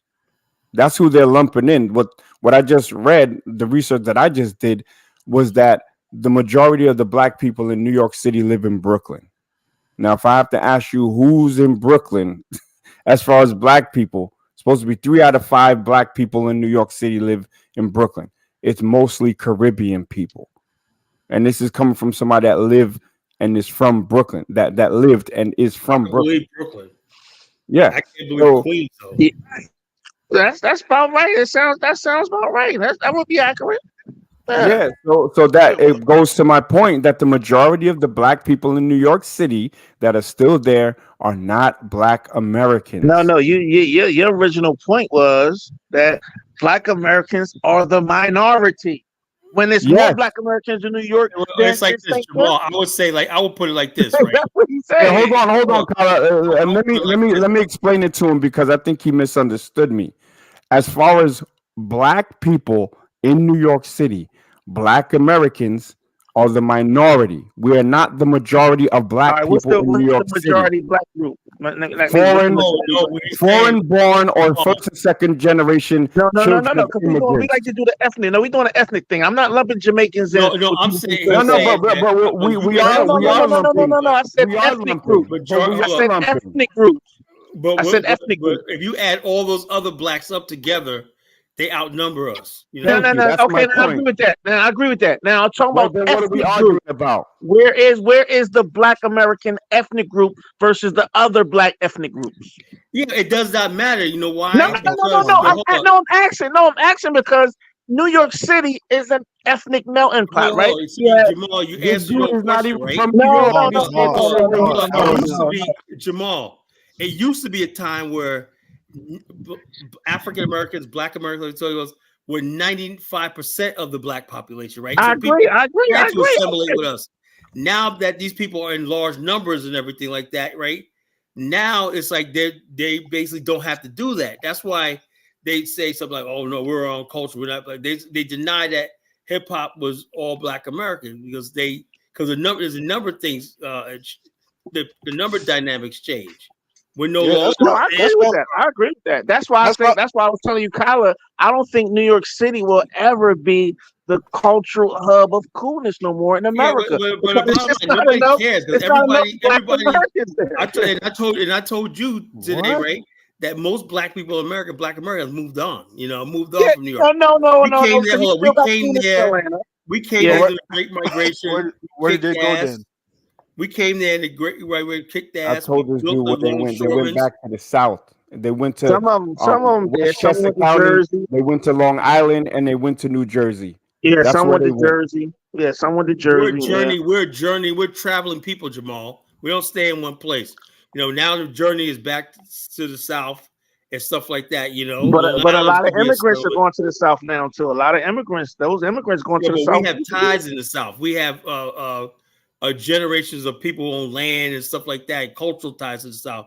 So there's never going to be a time where immigrants are going to outnumber us in the South. It's not going to happen. New York City is different. But it's still Black people, African Americans, maybe the largest ethnic group in New York.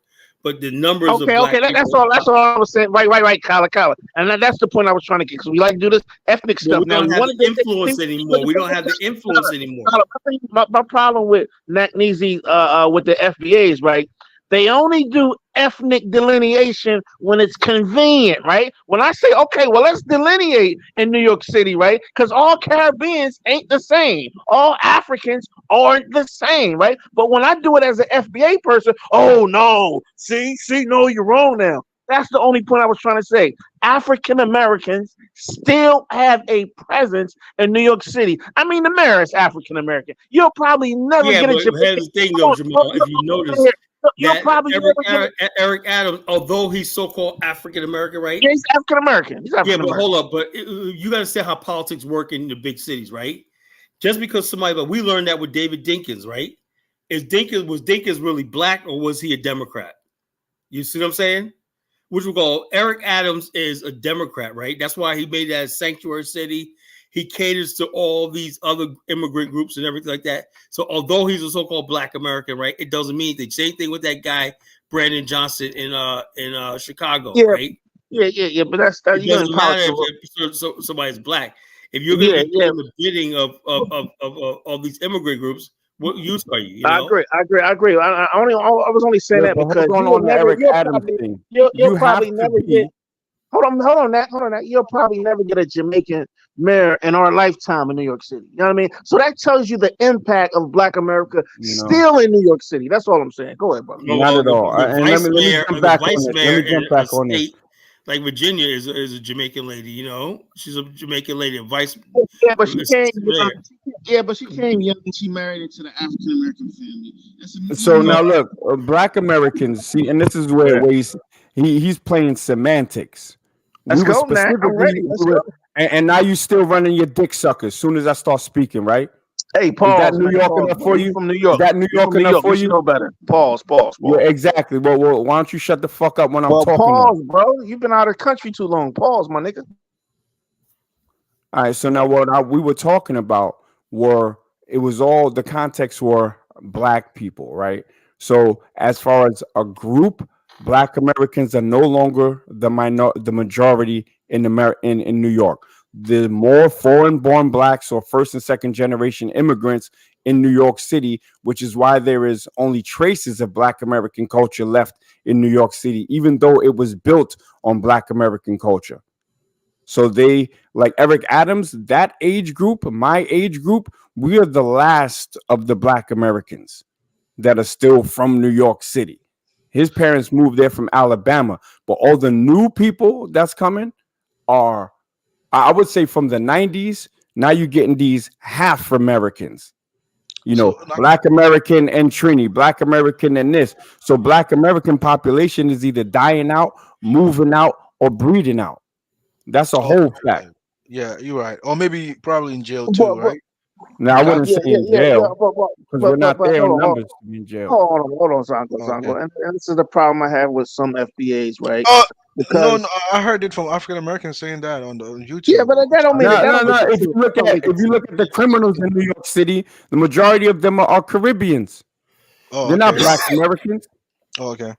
Okay. Yeah, when you talk about All the Brooklyn, gangs, the all the rules, Bloods, and all the Crips now in New York City are Hmm. Caribbeans. yeah. A lot of those rules and truths in Brooklyn, a lot of them are Are Caribbean. Just pop Caribbeans smoke about exactly? them, So Bill. you know what I'm talking But about, bro. Yeah, yeah, we get the rules stuck. and That's truths the and all. whole thing. That's That's another So thing that I have a so problem with. so this Everybody guy, gets fine. We get stuck with the bill.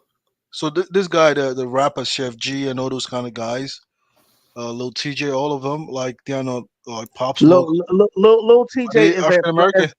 Lil TJ is an African American. His mom is a Black American from the South, from the Bronx. Lil TJ. Oh, okay. Chef G is Jamaican. Chef G is Jamaican. Yeah. Chef J is Jamaican. Okay. And what's the No, guy? Cash Cobain, Bass Swag. They all African Americans from what Queens and I think the Bronx. And So that it's a Jamal, so lot of that gets what back African to Americans. that gets about back like to what I said 50? originally. I said, look, hey, don't you think white people know this stuff? And you got people like DJ Academics who gets up there and he starts taking shots at Black America and stuff Wait, like but that. why is it saying little TJ is Ghanaian and Jamaican, and Jamal is talking about the Because Black you're on American? Wikipedia. Because you're on Wikipedia. No, That's why. okay, so then where's your Because you're on source then? Wikipedia. That's why. Because Where's you're your on source? Wikipedia. Where's You don't. Anybody can write now. You gotta understand these immigrants right Okay, here. And well, they had then give me ASAP. your Yo, source listen. They had because for you to ASAP know it's Rocky as Wikipedia and listen then say on week. you Hey, lied, Nat. bro. You Hey, Nat. lied. No. Hey, no, Nat. You're on Wikipedia. You You should be lied. wiser than that. No, you're on You Wiki. lied. Come on. So now give me your source that says he's Okay. full Black American. All right. Let me go find it. Man. Yeah. Go find it, and then also find the name of the mosque that you misspoke about. You have no idea what you're talking about. All these young dudes in New York City are either half FBA or a mixture of FBBs, foreign born blacks. They're not Black Americans anymore. Black Americans are me and College Genesis age, the mayor's age, and most of us ain't there no more. Hey, Zongo. Well, that being said, right? There's a conspiracy to make it seem like the African Americans are the gangbangers and everything, and all these people are just model citizens coming from the Caribbean and stuff like that. You know, that's what's going on. You know, that's what's going on. Oh, Black American. Oh, that's a gangbang. Then we look at it closely, like you just said. There's a lot of people that are from the Caribbean that are gangbanging and doing some everything. People don't want to hear that. Because easy to say, oh yeah, these people I was taught the so values. My family come from Jamaica. We were taught hard work and whatnot. I was like, who built New York City? You know, my father came to New York, and my grandfather came. My uncles came to New York. They were longshoremen. My father was working since he was 8 years old. Strong black man came up here. They bought homes, you know, but not really education. They were able to buy homes in the 60s, you know, because they worked hard and stuff like that, you know. So I'm not gonna let people throw my culture and what achievement. My grandfather retired from Con Edison, right? He was one of the first black engineers in Con Edison, you know, 1957. You know, he got hired, you know, got all kinds of awards from the city and everything like that, you know. And so the bottom line is this: we were here and we basically did our thing, but now people want to basically make it seem like the black immigrants were the black. No, the strongest black people in the world came from the South. That Southeast, right, from North Carolina, South Carolina, and parts of Georgia, right there. These were the strongest black men in the world. I don't know what they did. They bred. These were strong black men, and they were so good and longshoremen, so strong when that the white boys said, "Man, we got to get them in the union. We got to get them in the union." They made them So equal Carla, partners. so how do like Black Americans like protect themselves from from being But we moved on. We moved on. We understand we no can't I mean, do longshoremen, no all this stuff no more. You know, no that's I get it. I mean I'm just saying like because like what has happened in New York, there's a possibility it might trickle down to other areas. How do you protect yourself oh from no, I being know. As consumed long by as other groups? America, I really don't think so. I just think New York is a lost cause. When I was up there, About Carla, right, and I just looked that's a around and sign. whatnot. That's a sign. New York is It's a not the sign. same New York I grew up in. I went a couple of years ago. I was on Webster Avenue and what you call it in the Bronx and whatnot, and I was like almost in tears what I saw. It was like a third world country. And I remember I used to hang out at Webster Avenue in Hey, the Bronx. Hey, Colin, well, the FBA is holding it down here in Philadelphia. You know, we still the dominant black group down here, Mac Yeah, well, Measy. you guys got to get You your can't crime bring under that on us. control, man. We got Jamal. that shit under control down in Philly, and Yeah, but we you on Yeah, guys, the. get now you're Kensington probably Avenue under control, Philly. brother. Get Kensington Avenue under control. You got to See, get that you stay drugs on. and crime under See, control. the thing about Mac Measy, stay on that YouTube though, don't he? He gonna stay on YouTube. How do you figure I stay on YouTube? I don't even be on here like that. What are you talking about? Stay on. No, I say you stay on them YouTube channels. How did you know about Kensington? That's from Because YouTube. I used to actually I went to high They're school on TikTok. Somebody's always in posting shit on PA. Yeah, that's TikTok. what I'm saying. Online. That's not all of Philadelphia. That's one Nah, little bro, come on, man. problem, man. Don't just Philly always been a shithole hey, listen, city. listen, FBA just hold it down, man. Don't be jealous. Hey, Brother, man, I think the I mean, FBA hold should on, brother give it to Jamal. the immigrants. We're still waiting for your receipts on little TJ because everything I researched online said that he's it's Ghanaian not because and you what? Jamaican. No, because it's on It's because you not doing wiki, brother. It's no, not you're doing wiki. Wikipedia, brother. Come on, man, stop Wait, it. Yeah, Zongo, have you ever heard of Ghanaians in the Bronx, Zongo? they're there. Yeah, I have, but I don't. I haven't There's been there before. mad Ghanaians, and I'll tell you where they live. There's this shit called Tracy Towers. I don't know Oh if y'all yeah, ever I heard of used to live Tracy there. Towers. That shit is full of Ghanaians, and shout out to them. You know what I'm saying? They move amongst their communities, but there's a whole bunch, and it wasn't like that when I was coming up in high school. The Black Puerto Americans Rican and the girls. They Puerto had some Ricans nice sat Puerto on Rican one girls side of there. the. What happened? Do you remember the Puerto Rican girls in there that you could talk to in Oh, of Tracy course. Tower? Oh All man, right, that all right. was All right. This is a little TJ right here. This is a little TJ right here. Hold on. His mom is African American, man. I keep telling you. Okay, hold on. Are you Or she hear about a problem or animosity, she addressing shit. My mom is, yo, who wanna fight my son? Yo, TJ, come in. Yo, fuck him up. Like that ass. Like my mom done woke me on my sleep before. Like, yo, this nigga said some crazy shit to me downstairs. Like, you feel me? Like, funny as fuck. That's how, like, my life gay, you feel me? now the only reason Man, we didn't hear nothing, man. hold on. Only reason why I knew his mom was African American, because y'all know Hassan Campbell?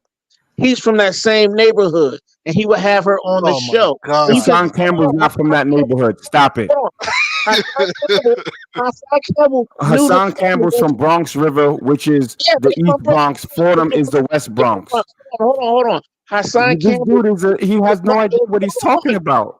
Hold on, Man, bro, Jamal, do relax, you live relax, on the relax, internet or something, or you relax, actually been there? relax. Listen, Hassan Campbell would bring his It's from mom on the Bronx show River. and they had conversations about Lil TJ, his upbringing. He is a Bronx nigga. He is a native New Yorker. But go ahead. No, he's from Bronx River though, not Fordham. Fordham is West Bronx. Bronx River is East Bronx. That means I can get my Fordham has nothing to do with Bronx ain't no River. Two African different mom. cities. Ain't no African mom. Listen, Yo, Jamal, man, let me teach you about New York City, bro. You obviously love my city, but you don't know Ain't nothing about it, bro. no played it dozens like that with her son talking about, yo, let's go out there and beat these motherfuckers up. Ain't no African mom gonna do that. Come on, stop it. Bro, it does, what you're saying flies in the face of the truth that he's Jamaican and Ghanaian. I don't want a sound clip of him not saying anything about his ethnic group, but you trying to place it into Black American culture. Show Bro, me or American. apologize now and say you misspoke, brother. Easy. I know your job is to diminish Black American accomplishment, the No, I population. love Black American accomplishments. I got an American flag. Come on, Jamal. That Commonwealth state water done messed up your brain, brother. Nah, brother, come on, Mac Easy, come on. Yeah. So I will say this obviously though. you've been spewing lies and nonsense here. You're not from New Don't York.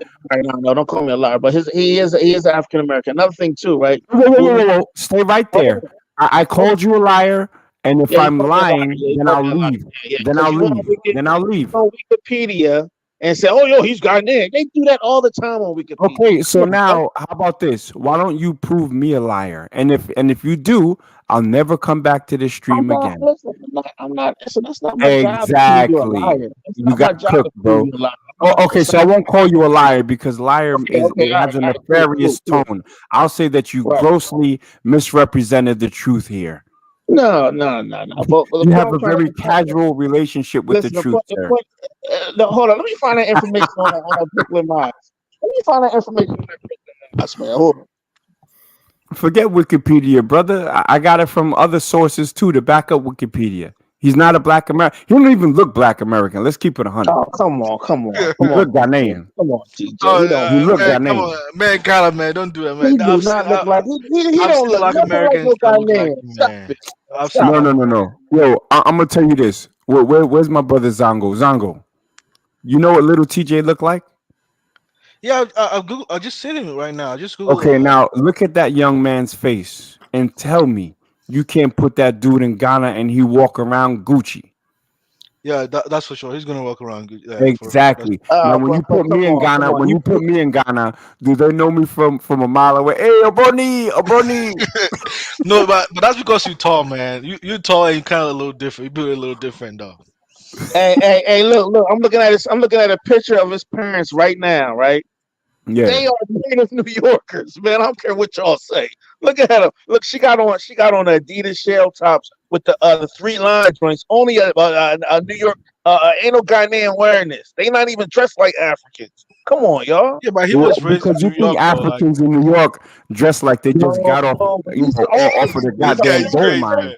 He's crazy, He's the man. oldest. He's the They oldest. born over here. They see. Hey, man, I live No, in these are Washington State. I no live in. these are native New Yorkers. No, I'm not going for that. They're not even Hey dressed like. Jamal. Hey Jamal. See, I live in Washington State. Even me myself, as an African, I do see Africans that were born in the U.S. I do get confused sometimes. Like, oh, are they? Oh, then they tell me, oh, they Africans. Do they from Cameroon? They from Congo? Because they speak like they have typical American accent, and they just dress just most. I'm It's just like trying to most find their Americans. names. Give me a second. I'm gonna give you their names in a second. I'm just trying to find it real quick. Hold on. But Yeah, yeah, they is Ansa Ankwaba. That's his mama's name. yeah, right. Come on, Magnesia. Stop playing. Yeah, yeah, but I think Nakmizi. I think when they I do see some African Americans over here, Nakmizi, like the way you kind of like project a typical African American look. I think is very unfair to certain section of African Americans that probably come from No, other no, areas. I mean, brother. trust Deontay Wilder looks like he can be a Nigerian. I'm gonna keep it 100, right? But little TJ looks like he's Ghanaian, bro. No, no. Look at his No, parents, man. His but Little he's parents still, TJ African looks American than a Ghanaian. motherfucker. yeah, but like music, he still can qualify for Nigerian though. Like Lotuji can still qualify for Nigerian. But anyway, like I mean, on Okay, here goes Fidal's his name. channel. Here goes his name. I got his Wait, last wait. name. I got his last name. Listen, listen. Tell me how African American his name is. Tion Jaden Merritt. That's his name. That No, is an that's a African Jamaican last name, American. Merritt. No, that is an African American name. Ain't no Jamaican naming their kid Tion Jaden Merritt. That is an African American name. Come on, Bro. y'all. No, but give me his parents' names. No, no, no. His name. I'm telling you his name. He was born in the Bro, he Bronx. got his name from his parents, brother. No, I understand. I understand. Hold on. I'm gonna find him, Magneto. But I'm saying his name is Tion. Like if you know that is That an don't. You're talking about African name. nicknames and stuff. No, that's ain't no. That's a Tion Jaden Merritt. Come on, man. That's African American. Come on. And you should know that. You're just trolling now. FBA. You're FBA. You Bro, he's should know trying to that. make a point. He's trying to make a point. He's trolling. No, I ain't trolling. I'm making a point. No, I'm saying you found that picture. African American Tion Jaden Merritt. Is that a Black American name or Ghanaian? No, not a Black American name at all. That's a Caribbean name. You got a cousin named Tion. That is a Black American name. Tion. All right, brother. You're trolling. Can you show me anything that says his parents are Black American? Hold on, let me find his parents' name. Hold on. I got you. Yeah, I bring receipts. I ain't just gonna say, "Oh, he got Ghanaian." No, I try to bring receipts, man. Come on, bro. Well, no. Oh, I bought my receipt. You rejected it because No, you said you it's said he wiki. was Ghanaian. I told you he wasn't Ghanaian. I told Yeah, you he's that. Ghanaian and No, Jamaican. you That's what I lied. said. You lied, Magneto. You lied. I said he's Ghanaian and Jamaican, but he No, looks Ghanaian. And if you know the history of Ghana, and you know about Akompong Town in Jamaica, you'll know that Ghanaians went to Jamaica as well as Nigerians. no, that has Black nothing to do with Americans don't have no lineage to Ghana. Black Americans have no lineage to Ghana. Trust me. Our shit goes to Nigeria, Sierra Leone, and those countries. Not nothing with Ghana. We ain't got shit to do with Ghana. Man, not busy. Well, Why? that's the truth, though. I did my DNA and whatnot. It said mostly the Congo and Cameroon and whatnot. You know, Nothing with Ghana. I had nothing in Ghana. I had nothing in the Senegambia region either. I was Exactly. surprised. None of us come from Gambia. Nothing, Oh, you know. not even a percentage. Right? Some of them You know don't why? come Nothing. with Because Gambia most didn't come African up. Americans come from the Carolinas, come from Oh man, first. I've seen that before. I've seen that before. Like some people do have like something like that. Yeah, but those are people who came here late. My ancestors came here in the 1600s. They came from Angola, the Congo, you know. So therefore, Zongo. I'm sorry, brother. Go on. yeah. So that I don't have any Senegambia. That was later, later people who were brought here and whatnot, and Ghana too, in the 19th century. Hey, Kyla, would you say is Harlem still mostly African Americans? Harlem, New York. Yeah, I would say In get 2024. Googling on that little TJ, brother. We No, ain't. I'm I not ain't. with the little TJ thing. Come on, Oh, no. Okay. So you lost, brother. All right, no doubt. Tion, Jaden, come on, y'all. Y'all gotta No, stop. find his parents, like you said. It says Ghanaian and Jamaican. Merritt is not a Black American last name. That's a Caribbean last name. Come on, y'all. It's a lot of marriage. Well, let me get in here. Check this out. When he asked about Harlem, Jamal got to understand something. Black people in America, right, had we did the Harlem thing, 100 years ago. What you have now left in Harlem is the Sinettas and all these other goofy people on the street corner and whatnot. But for the most part, Black people, African American descent, right? You can always know African American descent because they're always political. They're always yelling, what I'm saying? They've largely left Harlem and whatnot. The people who are now in Harlem are the Senegalese, the Sierra Leoneans, and all these other people like that. Yeah, they are the majority. But you still got the best soul food still in Harlem. Yeah, it doesn't matter. People come there. People will go to Harlem. Like even back in when I was a kid, right? People moved out of Harlem in large numbers, right, Jamal, right? My mother's from That's a Harlem, right? fact. That's a fact. That's a fact. And they would go get on the subway, go to Harlem for the weekend, where we're going to the city. You know, nobody will ever want to really live there. Trust me. Nobody, no black people in America want to. As soon as we got the jobs and everything, we moved out to Queens, Long Island, parts of Thank Brooklyn, you. and everything like that. We didn't want to stick around that. But Kyler, when I said that, why the you ain't back majority? me up, bro? Why you ain't back me up? We talking the same talk. We from New York. You know what I'm saying is the Well, truth. Why I'm you just ain't back telling what me up? I know. You know, But why you ain't back nobody. me up when I said exactly what you said? Well, I wasn't. I wasn't paying attention, bro. I mean, Yeah, come on, Yeah, stop I'll but tell capping. you I think what FBA do is they use these kind of New York because New York is a small sample size. but Jamal, like I tell you, New York is Yeah. not Philly. Black I agree. people, like I said, we I asked know. for. That's the You point. asked me, That's the you point. asked me, how come Kensington. we don't hold on to nothing because we don't really give a fuck, you know? No, It's like no, no, this. no, no, no, If, no, if, no. if, I wanna put That's the not what I'm nail in saying. this merit coffin, if you will allow me. So forebears is which is what I used to find name origin, right? It says the last name Merritt has the most prevalence in the United States, and that is due to English Thank you. people. Thank you. Thank Wait, you. wait. But it has the highest density in St. Kitts and Nevis. Well, that is not Yeah, saying nothing. That ain't saying, that ain't saying nothing. Come on. You can find It's giants Caribbean, in St. brother. Kitts. Come on, Uh, brother. you ain't see them beef patty crumbs on his face? Nah, come on, man. He's a That boy, Caribbean. yo, I bet you he know about collard greens and candy yams. I No, bet he you. don't, man. No, he don't. Come on, man. You heard what his mom said. His mom said, "You better go out there and beat them up. You better go out there." Jamal, you have no idea. You don't know New York, says Dollar Bill, and check, that's us, the truth. check us out. Once a We New ran Yorker, Philly dudes always a out of New New Yorker. York. They were scared to come to Philly. Check us out, Nack Beezy. When you're born in New York or whatever, you're a New Yorker whether you live upstate, whether you live in Connecticut. So we don't feel like the necessarily to be in New York, you know? We're still always going to be the real black New Yorkers. That's what it is. No matter what we're there or not. You know, our culture and everything have made such an impact in New York. We're always there, whether we're there or not. So we don't have to be in New York, you know. Now, Philly and places like that, y'all got to be there, you know. I don't know why, but y'all got to be there. Hold on. What you mean? Because we're a big part of this culture too. I Yeah, I mean, know, you but can argue. You can argue. you Hold guys on, in the, Tyler. you think Tyler, you can arguably New say. York is a culture. You're a New Yorker whether you move to Hold on. Atlanta. You can arguably say that Philadelphia is the epic center of black culture on the East Coast. How? And we can go historically. We can go from institutions to even the creator of the Harlem Renaissance was a Philadelphian. He signaled. He had the term Harlem Renaissance. He was from Philly. Come Yeah, on, but it y'all. happened in New York. It happened in Harlem, though. Yeah, but the ideal came from Philadelphia. I'm not taking nothing away from Philly. I'm just saying when you talk about New York, whether who's the majority or not, Black America, even when you got New York, give them a generation.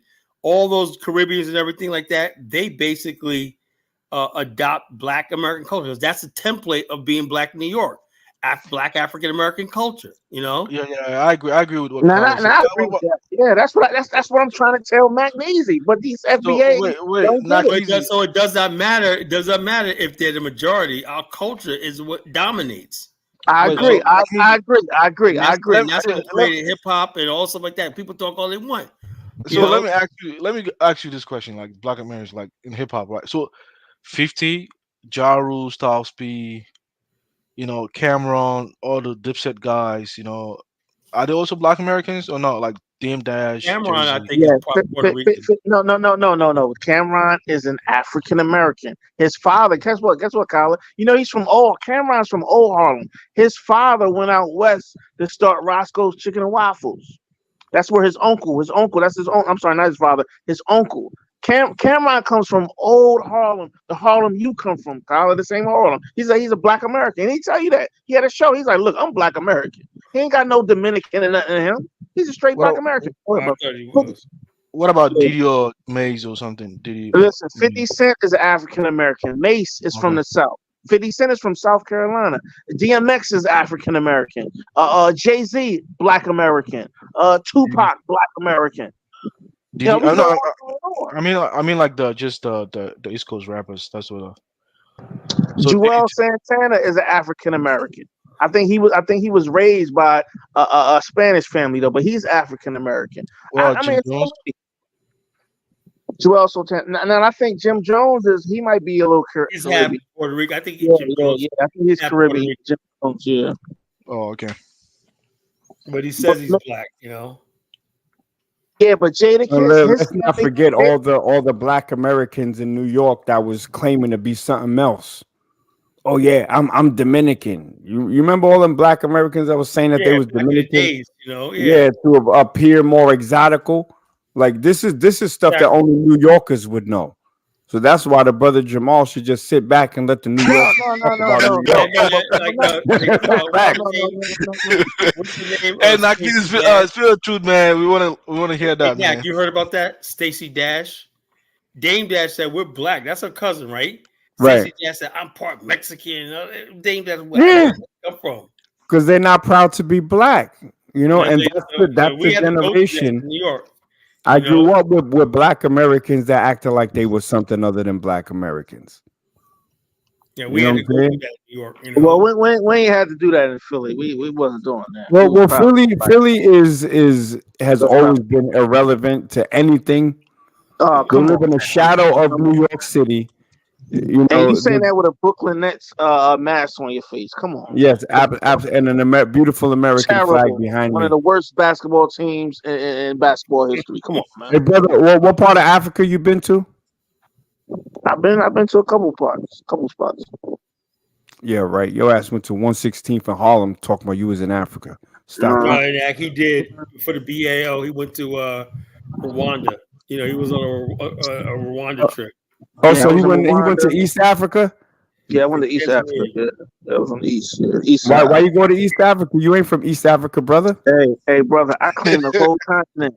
Hey, brother, I claim. Listen, I claim the whole thing, Magnesium. You know, no. You can't claim the whole thing because that means you don't understand how Africa works, brother. You don't understand how Africa works. We're not Rwandan. No, what I'm saying is our DNA is coming from all over that place. No, it doesn't. You don't have any DNA to Rwanda, brother. You have no DNA to Rwanda. Do you know that in Virginia, it was about 5,000 Madagascars landed in Virginia back in 1734. I can put it in the chat. Put the info in the chat. Yeah, Come but on, wait. What does Madagascar have to do with you not being a Rwandan? Yeah, no, but it's like not you have about 1%. Like you have 1% Somali in you too. Come on. Yeah, and you don't respect anything less than 5% because that is genetic noise. That's what it is. It's noise. It's not real. So he's talking about Rwanda and this and that. He's not those people. You see the thing is, well, he's a East African worshiper because he's ashamed of his West African ancestry. Now this is where the Black American FBA has to school the so-called Pan-Africanism on how it runs in Africa. He got a whole red, black, and green Africa. And then his ass jumped over where he from to go deal with the Hutu and the Tutsis. Come on, stop it. Let me tell you this, not easy. Maybe I like infrastructure. Maybe I like a peaceful nation. You know, maybe I don't. Yeah. Maybe I like modernization. I didn't want to go with no place that ain't got no infrastructure. Gonna take me 2 hours to go from one city to the next. No, I want nice roads, stuff I'm used to. Like so you want America? Yes, you want America?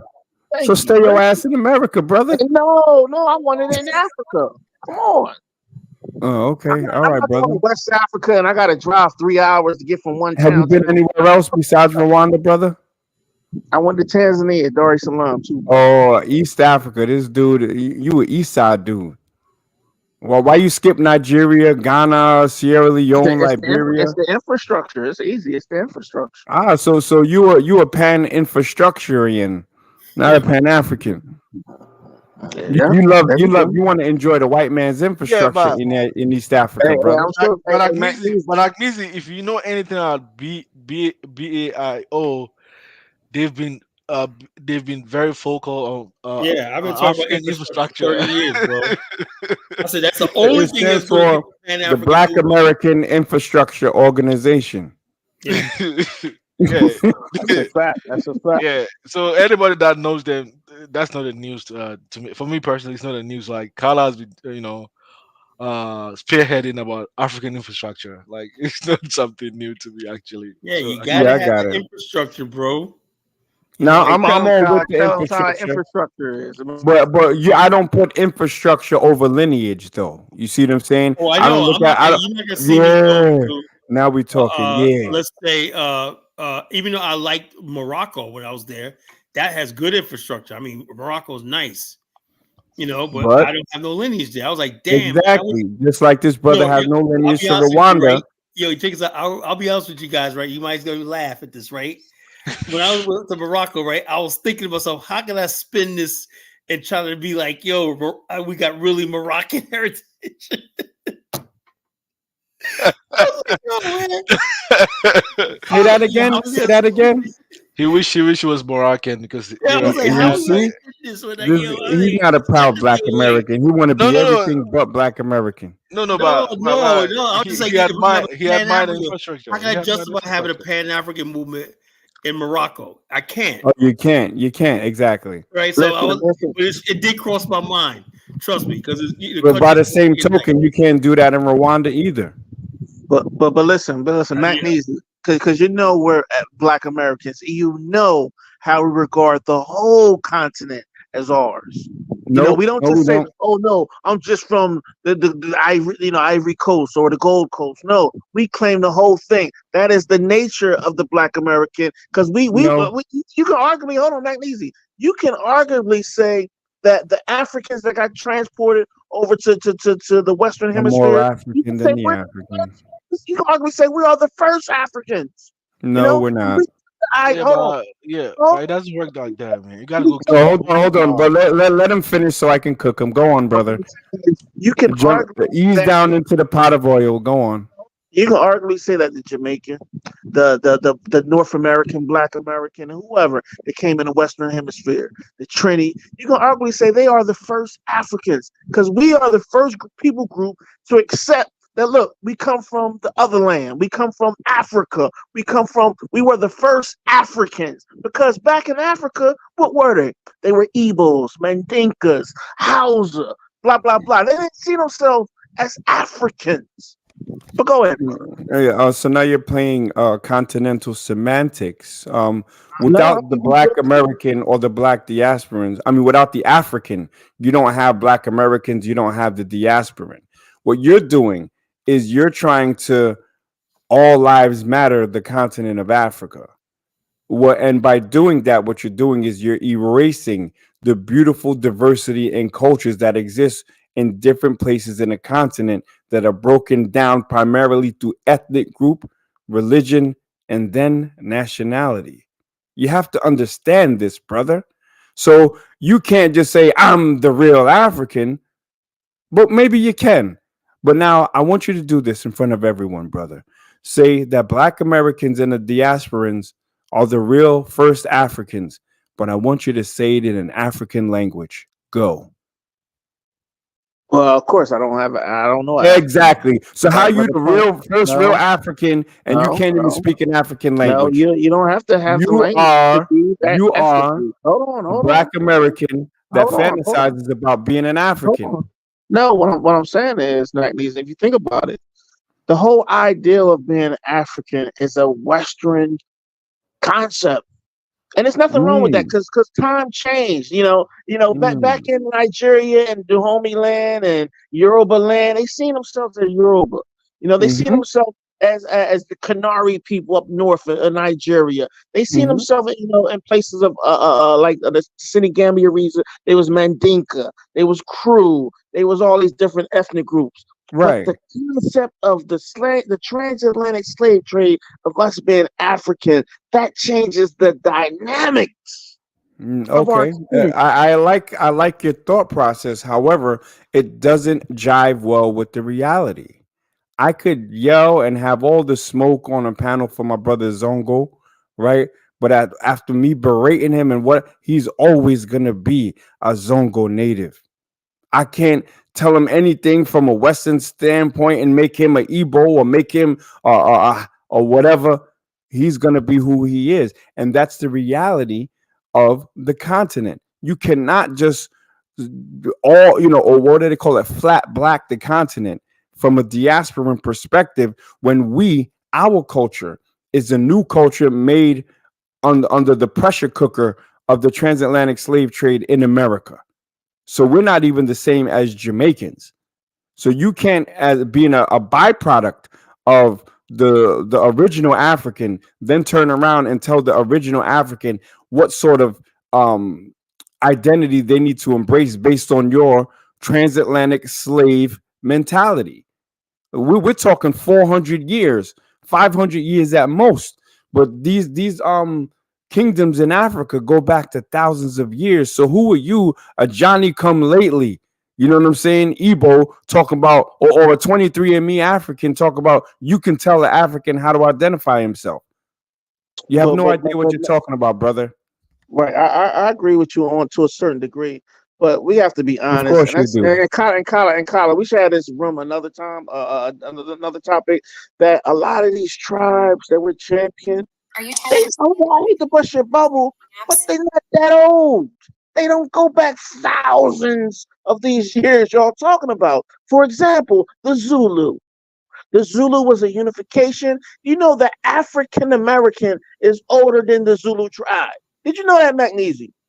No, you didn't know. Cool, it's new information. I get it. But a lot of these tribes were placed upon our African brothers and sisters, and they do not go back thousands of years. And that's one of the myths we gotta dispel as Black people of these tribal origins. What are their origin stories? Because some of them were made up, and we got to be honest about that, Magnesium. But that's a whole other conversation for a whole other day. But go ahead, bro. Yeah, I talk about that all the time. That which we call, unfortunately, like Mufasa and I had this debate a couple of weeks ago. I said, look, he said, what's the difference between not have oral tradition and books? Books can be passed down for thousands of years, and you have a blueprint to build upon. That's what scholarship is all about. When everything's oral and you don't record nothing and everything, how do you learn from your mistakes? You know? And so not having a written history, a written language for most African cultures, it's just like existing, you know? So basically, you know, like I said, a lot of tribes just come and they just evolve, they split up, whatnot, and they're relatively new. There could be new tribes being formed on the continent now as we speak, you know? You know, so You like, know, it's funny to cherry pick an amalgamation of tribes like the Zulu and then use that to claim that Black Americans predate them. Before they were the Zulu, they were Yeah, I different know you tribes. hit weak. You Before, hit wait, weak. hold on, brother. I didn't interrupt you, but brother. no tribe Before the exists of Ashanti, Zulu. before the Ashanti were what were the Ashanti? Yeah, before the Ashanti were the Ashanti, there were three different tribes that formed together to fight off other slave raiders. But those tribes exist before Black Americans. There is no Black American without the African. Oh, I know Okay, that. But let's get that what I'm straight. trying to say is when somebody says, "Oh, I'm an Ashanti, my tribe goes back thousands of years," that didn't exist. You were Ashanti because you amalgamated several different tribes, Right. like this. It ain't like there was an Ashanti manual that you're following for thousands of years, like you see, like when you watch these Yeah, old movies. but I Well, mean, let's say Akan. Do Akan does the Akan ethnic group, which the Fantis and the Ashantis fall under, do they predate Black Americans? of course, like the Ah, Possible. so you know Possible. Zango, you Yeah. know the truth, Zango. I'm dealing with these BAIO dudes. So do the Akan ethnic group predate Black Americans and Black Jamaicans? Probably. You know, not probably, Yeah. definitely. Those and I'm speaking to two Pan Africans about the genesis of Black people in the diaspora, which is crazy. Y'all know yeah, that but Colin, man, you gotta up your game.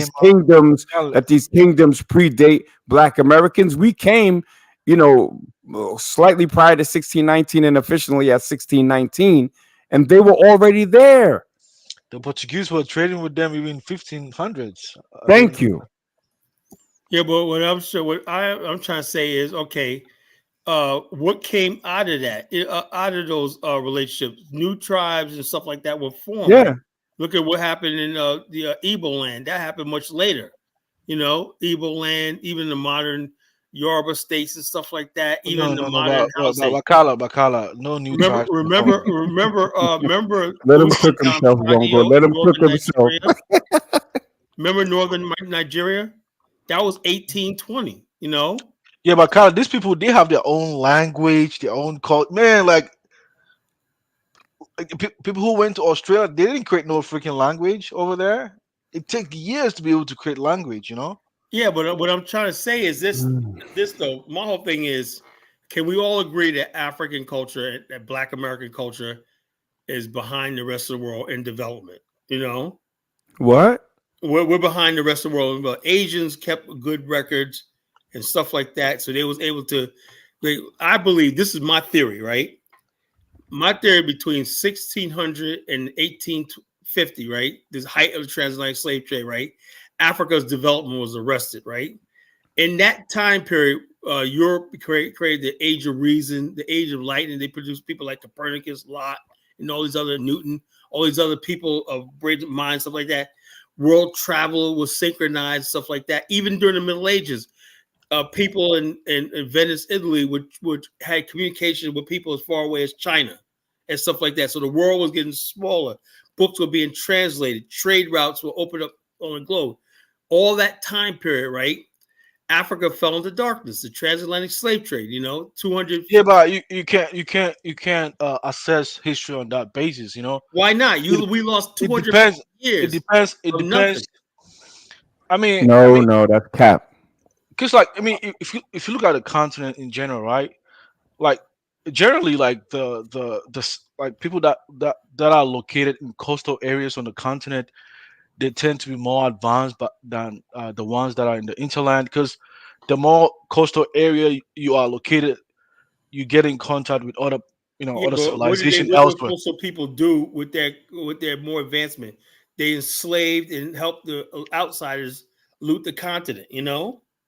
But anyway, The anyway, advancement always came from outside of Africa. Let's yeah, keep it yeah, 100. no, but Africa, it wasn't just the slave trade that caused arrested development for Africa. It wasn't. Africans had everything that they needed to survive. Europeans had to take, steal, and create things just for their own sustenance, which is why you had the Vikings and all these other people that ventured out to get stuff that they didn't have. And because we were sitting on stuff and we didn't really need anything else, that caused a lack of drive for innovation. I agree with you 100%, Nat. Let me ask you a question, Nat, right? With that being said, right, that goes away to theory that black people were like these people talk about we were already here. We were exploring the world. What would the African need to go to cold ass, brutal North America when they had everything in Africa? yeah. Exactly, which is why it's capped. The Africans that went to America prior to the slave trade were, number one, they were real Africans. They weren't goddamn Olmec heads and Indians, right? One particular tribe was a Crew tribe of Liberia. They worked with Europeans Yeah, on their ships prior to the slave trade. I don't know if it was prior to the slave trade, but they were there. both. Okay, both. So they were there not as slaves, but they were African. You see what I'm saying? So I mean, I just want to say thank you, brothers. Like cooking dudes from the BAIO is what I always Yeah, do, yeah. but I like to You teach y'all. try. I'd rather teach y'all, brothers. And you're almost there. Brother Jamal, he was lying about little TJ and stuff, but he's coming around. I'm gonna replace that BIO flag with an American flag, and he'll be all right. All right, Yeah, all right, but I man. mean, but Kyle, I mean the extent of civilization on the continent, like as far as like the ethnic groups is concerned, they like all the African tribes do not have the same level of civilization across the continent. Well, I It's know just that. I know there yeah, was it's just highly advanced civilizations, but here's the thing, though, Zongo, right? You may not agree with this, right? In Rome, right, realized, right, that in order for it to keep expanding, right, it had to conquer uncivilized people, whether they liked it or not. It was for their own benefit. Enslave them, take their lands away. And then what happens is this: when they start building roads and connecting these lands with the main thoroughfares of trade and transport, and they create a wealthy merchant class, and the people like, oh well, being part of the Roman Empire ain't so bad and everything like that. The country falls in line. Africa didn't do that. Africa is like, look, to the south of us, we got a tribe that's savage, not doing nothing and everything. So hey, let them live in peace. We're not aggressive like that, like like every kingdom that tried to take over the Musi tribe, failed. Everybody from Mansa Musa, everybody tried to take over the Musi kingdom, and the bottom line, and they failed, But the bottom line, we, the black race, like, the only person that ruler that had some success too was Queen Azenga and Shaka Zulu. Shaka Zulu said, "Look, if I don't conquer you, the white man will." And so he had a military campaign to put all the black tribes under the thing. They said, why? Because the white man's coming to enslave us. He had a view of the world like that's the way it's going. The black people or black need to be united, and I'm the ruler to unite the black tribes of this area. And that under this banner, Nzinga was a coon. huh? Queen Nzinga was a coon. Oh, so why was Queen Zinga a coon? Huh? You don't know that she linked I up know with that the she Portuguese? eventually became Christianized and all that, but the bottom line, she did. So you know she was a coon, brother. Prior to all of that, she chose to link up with the Portuguese against other Africans. Yeah, but Okay? she also She's a fought the coon. Portuguese to shut down slave castles and stuff. No, slave castles for her that were against her ethnic group. Okay? So it was all good until they started taking her people. Then it was, oh, you white people are bad. They wouldn't even give her a chair. Yeah, So let's yeah, not big up Queen Nzinga who linked up with Europeans to fight against other Africans, please. well, And of again, course. Nakmizi is teaching the Pan-Africans the true history of Africa. But we know all this stuff like that, but it's still the fact that she did raise an army and went to war against the Portuguese. Yeah, after it was literally a bad deal between two drug dealers. One ripped the other drug dealer, and now all of a sudden they go to war. Prior to that, they were selling crack rocks all through the hood together. Yeah. And Zongo laughing, man. Come on, man. At least there was some sort of fight. You guys never fought. Zongo know I'm telling the truth. Zongo know me. I mean, We got a Pan-African with Allah on his forehead. Talking about, come on, brother. We got to get you on one line, brother. But Kala, what I wanted to share with Kala is that you can't be just comparing Africans with just European history. Like for some civilizations, they wanted to go on a different path. Maybe I'm some not African trying to cultures. really, I gotta get going. All right. All right, Shabazz, you want to say something, brother? Well, about Africa, I think black people were searching for identity. I think ever since the late 1800s, after they were free from slavery, they made the church called African Methodist and African Pentecostal. Yeah, we always had an African identity, black. We knew where we came from. We knew where we came from. That's you're right about that. Yeah, kind of like I was saying, like you can't just be measuring the success of African civilization in the lens of European civilization. I understand you grew up in the West, you admire their history and civilization, you wish Africans also replicated something similar of that extent. But But I'm maybe they are saying meant the to be on basics. different pathways. You can't just wish they do something similar. Maybe the path that it chose was something that's suitable to them at that particular time. But can we all agree that everybody in 2004 deserves a basic education, basic health care, Now we need basic science and roads, technology. Science and technology has to be access to technology, yeah, communication, exactly, stuff like exactly.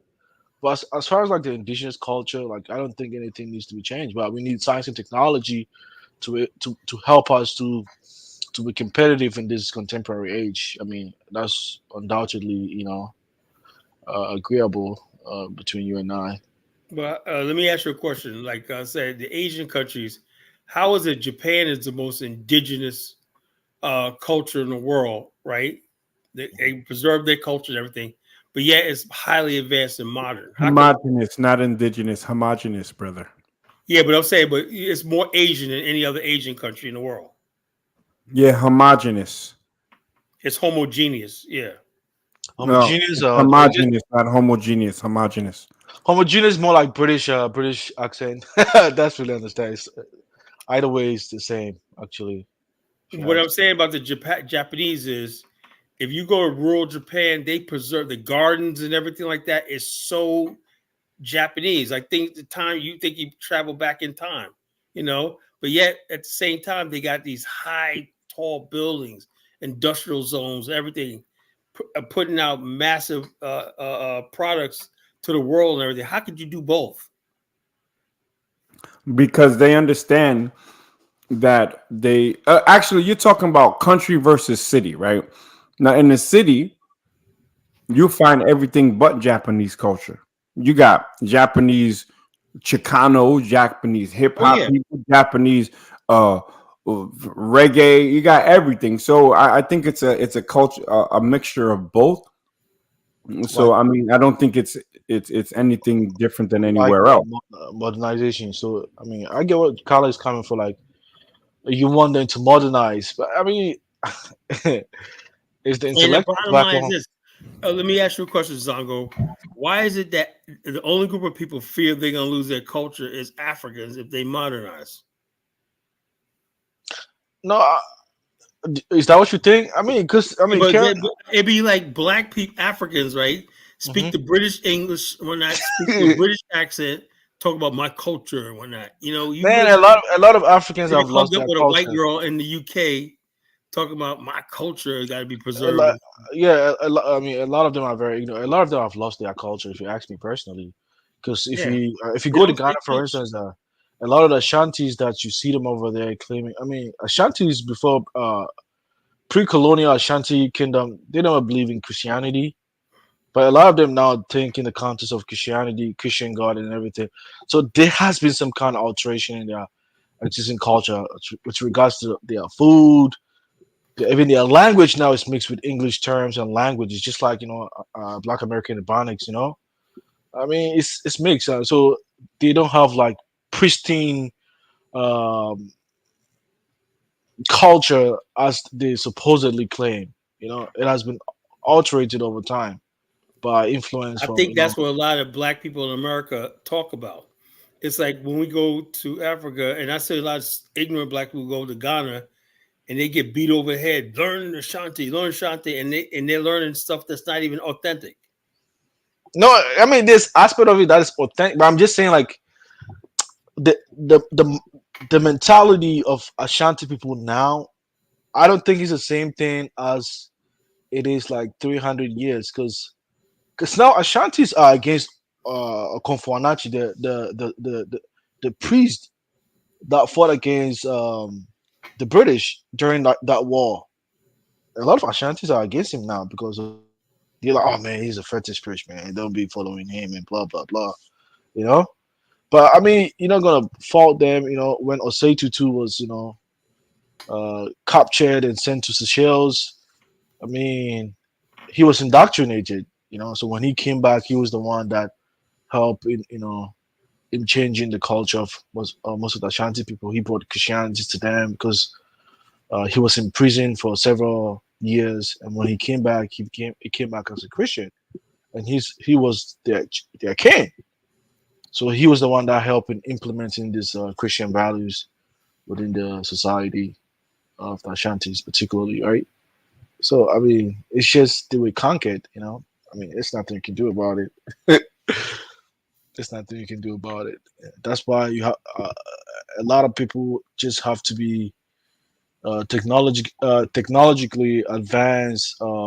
They have to modernize just to meet up, like to catch up with the rest of the world. Otherwise, there's still a possibility that a foreign And country. another thing is either when you modernize, you got to go all the way because you got a lot of people who are tribal and backwards, and they got access to the internet, and they're No, spreading out misinformation and no. stuff like that. What I mean actually is that modernizing, maybe in terms of even your military and everything. That way, a foreign country wouldn't still be able to come and defeat you and just colonize you again. Like that's from that angle is what I I'm don't think talking they're going about. to colonize you physically. I think they colonize you by controlling your economy, controlling the media. They control the country from without. Yeah, like people like. Let me give you an example. Malcolm X Okay. said this, right? Well, I don't know. I've never been to Ghana, so I don't know anything about it. But everything I see about Ghana, except for what I see online with Black people from America posting stuff and everything like that, right? If the white man says Ghana is this and everything like that, his media shapes the way you. Yeah. Now, the average white person that's a potential investor or Asian person investor is not going to be watching Black YouTube in Ghana. They're Mhm. not. They're going to go by what the BBC and all these other people say it because these people with their media have the view of shaping the image of your country without your consent or whatever. Like you know what I'm saying? Mhm. So Yeah, I that's mean, yeah, even black. I mean, Americans do use Black American in entertainment to help in furthering that cause as well. Like But through. remember when Samuel Jackson came to Ghana and he posted on Instagram a bunch of pictures of the Ghanaian people, like the poor sections and the fishing thing. And the Ghanaians were mad, boy. They said, why didn't you show us new hotel and whatnot? You know what I'm talking about, right? Yeah, yeah, yeah, yeah. Kyle, I found the name of the mosque in Brooklyn. It's Mosque Tiwa off of 166 well, I'm talking 1266 Bedford Avenue in Brooklyn, New York. It has the Eid, Yeah. largest Eid in Brooklyn, New York. Right? It's out of African American runs the Yeah. mosque for since 1981. I know what Mhm. I'm talking about, Mac Measy. I know what I'm All talking right. about, man. That's nice that you pulled up something from 2 hours ago. Now I Yeah, challenge you you. know, I you know, challenge you. I challenge you to pull up a video for off of YouTube. Maybe Kala can do it right now of that mosque today. Google that mosque, then click any What YouTube video. what You is will the not see a address? Black American in no, sight. no, no, no, no. Listen. Mac Measy, Shabazz, what you're trying to do is you're Shabazz, trying to tell divide us the a address. Tell us the Muslim address. community. They're all Muslims, Mac Measy. Some of It you don't doesn't matter, but they're understand. not Black Americans. But They're some they're of you don't African understand. Muslims. Who is the Imam? Who is the What's Imam, the, Mac what's, Measy? what's the name of the mosque? Tariq Mas. What? Tariq You don't even know how to say it, bro. Ta, Is it ta, Ataqua? Taqwa. I'm sorry, Ah, Taqwa. you can't even say it. Taqwa. How you Masjid, spell that, Masjid. Jamal? How you spell that? T How T A Q W A. you- 1212 1266 Bedford Avenue, Brooklyn, New York. He's from Philadelphia. He set up institutions in your Brooklyn there, Mac Measy. Thank Yeah, God for that's cool, Philadelphia. but it's run by Africans. No, Allah African school in Americans Mecca is the is run Imam. by Africans No, now. African Americans are the Imams. Come on, man. Stop it. Okay, well just pull it up. You're trying to divide Muslims. That's not fair, Mac. I'm not trying to divide You're trying Muslims. to I divide used to be Muslims. Muslim Don't do before that. I woke up.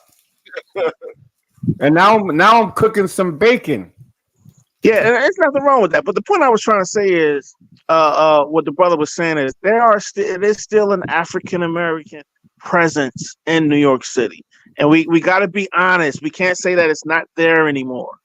Okay, that bacon looks pretty good. I hope Yeah, this is good. but I said that the Imam was Imam Siraj Hajj, right? He was the founder. So Yeah, he was the founder. Yeah. my understanding is Black American, but I don't know because I mean, based on what I'm hearing now, that some people are probably mixed with Haitian or Caribbean. It's gonna be hard to No, tell. no. He's a that Negro from the South, Quan. He was in Yeah, the but Nation he, of Islam. He's from the yeah, South. He's from Philadelphia. Come no, on, man. he's. You're I not mean, mixed with no Haitians. Come no, on, no, y'all. no. I gotta stop But this. in the Islamic world, he's really known actually. I knew Yeah, him he's even before very I came to known. the There you US. go. Yeah. Assalamu alaikum wa rahmatullahi wa barakatuh. My dear brothers and sisters, my name is Jahar. I am the media officer of our beloved organization, Masjid Taqwa Islamic Center. And it is my pleasure to invite you to start subscribing to our media platform. We just launched an exciting media platform that includes Facebook, it includes YouTube, and also includes Instagram. And we're very excited to start sharing our content and start engaging the community into our activities. Alhamdulillah, I have the president of our community, Brother Dulkifl. He will share some words. Alhamdulillah. Assalamu alaikum wa rahmatullahi wa barakatuh. Brothers and sisters, These are this is Africans, really an man. exciting news because this media platform will allow us to live stream all our activities. They're like foreigners to me. So that the members of the Man, community these are Africans, Yo, man. I've been cooking this dude all day, son. What's wrong? Be What's wrong? live No, in no, yo. everything What's we do wrong with this? Yo? within There's the nothing masjid wrong with that. and in the There's nothing community. wrong with it. They're So just I not would black like you all Americans. They're to Africans. subscribe, follow, like, and share with everyone. They don't run the May Allah mosque. reward Come you on, all. yo. It's a Assalamu pitch. alaikum Come wa on, man. rahmatullahi wa barakatuh. Yeah, I mean, you can go to the website and check this stuff. Yeah, I'll it's keep all it. Assalamu kinds of stuff alaikum on the wa website, yo. rahmatullahi wa barakatuh.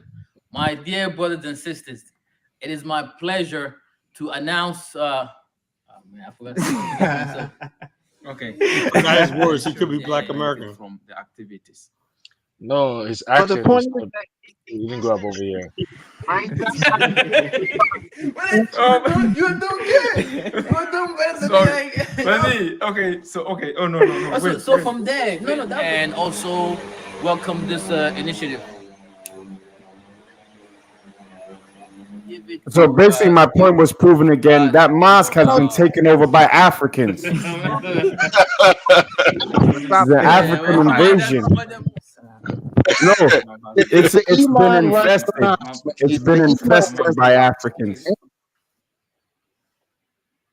I think Yeah, That so was a mosque. or we can just YouTube or Google Fulton Street and Bedford Avenue. Fulton between Bedford and Franklin. I'm from Brooklyn, bro. That shit is all Africans, man. Africans, Caribbeans, Arabs. There's no Black American presence there. okay, that's cool. That's cool. And the guy running one of the biggest institutions Yeah, on but, that.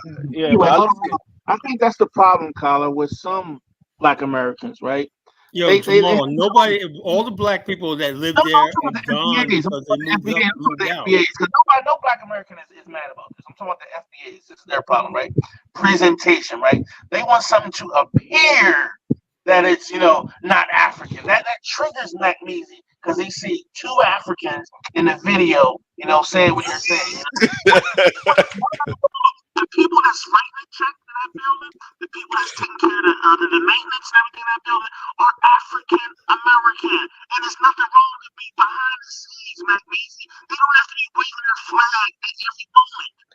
But one thing we don't know for sure, we don't know the imam of the masjid now. But I know, like, if you check the website, the one who started it was African American Imam Siraj Wahab. He's a very I don't know. But brother, what I said stands true. I said it was a Black American, and Siraj Wahaj was pressing drug dealers back in the 90s. Salute to him. Right now, that mosque is an African mosque. Right next to it, there's what was a soul food restaurant is now an African food restaurant across the street. Yeah, I remember you guys back Wait, in the check this out. Why don't we Google what I said? See if I'm capping. I've been saying this off the top of the head. There should be a Peul, P-E-U-L, community center on Fulton Street in Brooklyn. That's Fulani's. That whole area is Fulani'd out. Like, why? Like, nobody ever proved me to be capping on YouTube, bro. That's my neighborhood. You can't speak to me about my neighborhood. You wildin'. Let me check the imam of that place. When we say somebody took over, right? You got to go to when you start talking about takeover. Okay, let me look at the institutions. But before we start talking about took over, Allah has cursed your internet, bro. Allah has cursed your internet. I know seeing Africans tripping, right? But a presence does not mean that a group of people has taken over the neighborhood. That's all I'm trying to say. Like we have a spot in Philly, right?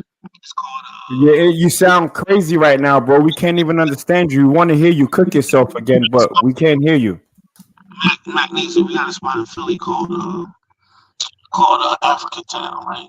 And you have like African flags and stuff like that. So if you ride, like, oh man, Africans took over, not knowing most of those buildings are owned by a group of African Americans that runs the buildings, right? That are the landlords, that's in community with allowing this kind of progress to go on, right? So when the FBI's get all loud on these mics, a lot of times we don't know what they're talking I don't know what you're talking about, brother, but what I do know is that what you said was a Black American mosque. We pulled it up and it was two Africans. There's no Black Americans there.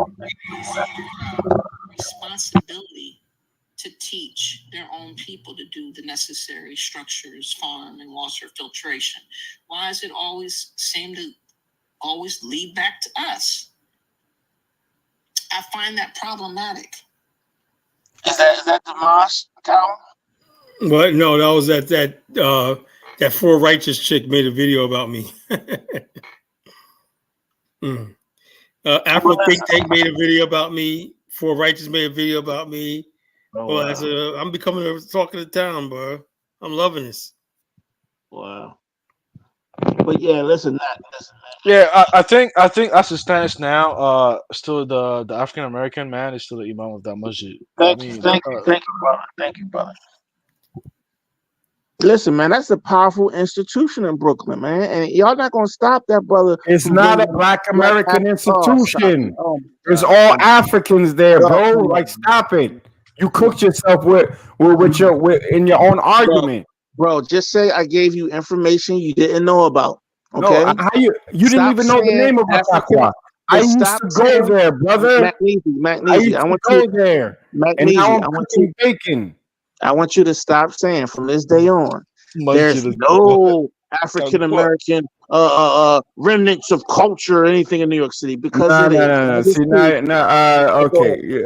I can't see from the BAIO. I can't debate. It's still gonna be the dominant. It doesn't matter. No. Ain't no culture to dominate. New York freaking City. The Irish ain't even dominant in New York City. Come on, man, stop it. But New York, the culture of New York is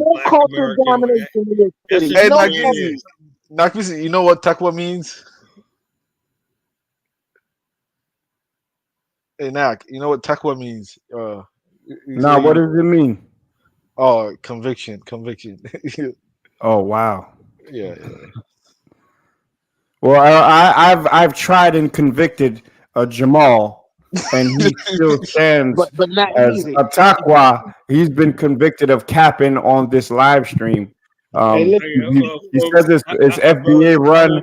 Meanwhile, it's all Africans. We'll be back next week, Friday and Saturday and whatnot. You guys feel free to come by and do it all over again. And any last words, Nakmeezy? Go ahead.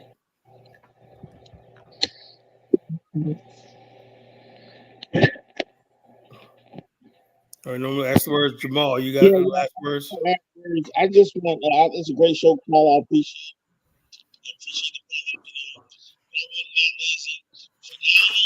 Jamal, your phone keeps going out, brother. Your phone keeps going out. And what you call it, Zongo? We got any last words?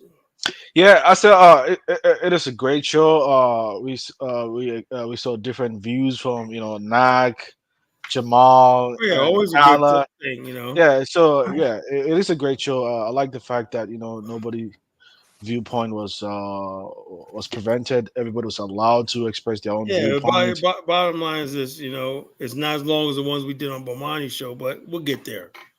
6 hours, 7 hour shows and whatnot. We'll get there. We got the kid Olas and all the people start calling in and stuff. We're gonna be going. We'll be doing battle. May I have my last words, please? Yeah, go ahead. All right, thank you, brother. There's been a whole bunch of misinformation put out by the brother Jamal. TJ is not Black American. That mosque, we just showed that it's not run by Black Americans, or at least its membership is majority African.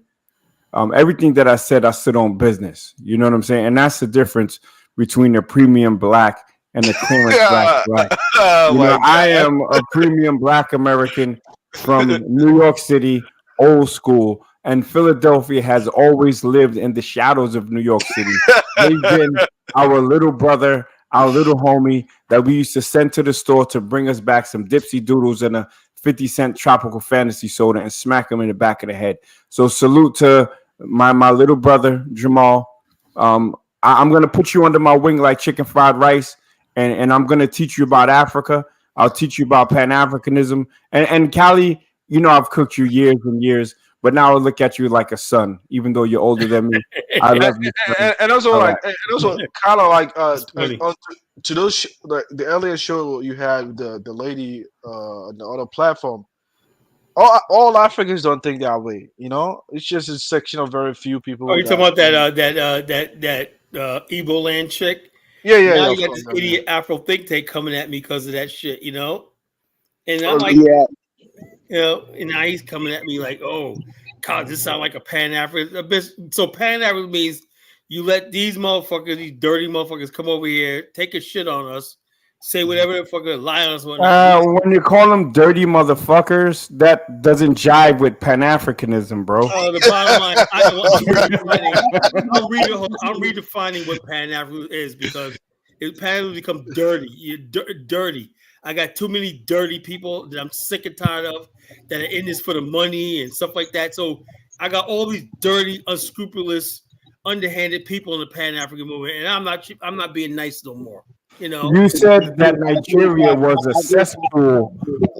Did you say that Nigeria is a cesspool that and is I meant it. letting the garbage out Yeah, on but America? listen, I friggin' agree. sewer that I spilled agree. across the Atlantic and spread their sewage throughout the world, and that's what ends up over here. Yeah, listen, I agree with Kyla. Pan And I African. meant that too. And I meant that. I'll say it again. Can y'all I hear me? meant Can y'all hear me? Can y'all hear me? Yeah, yeah. yeah, yeah.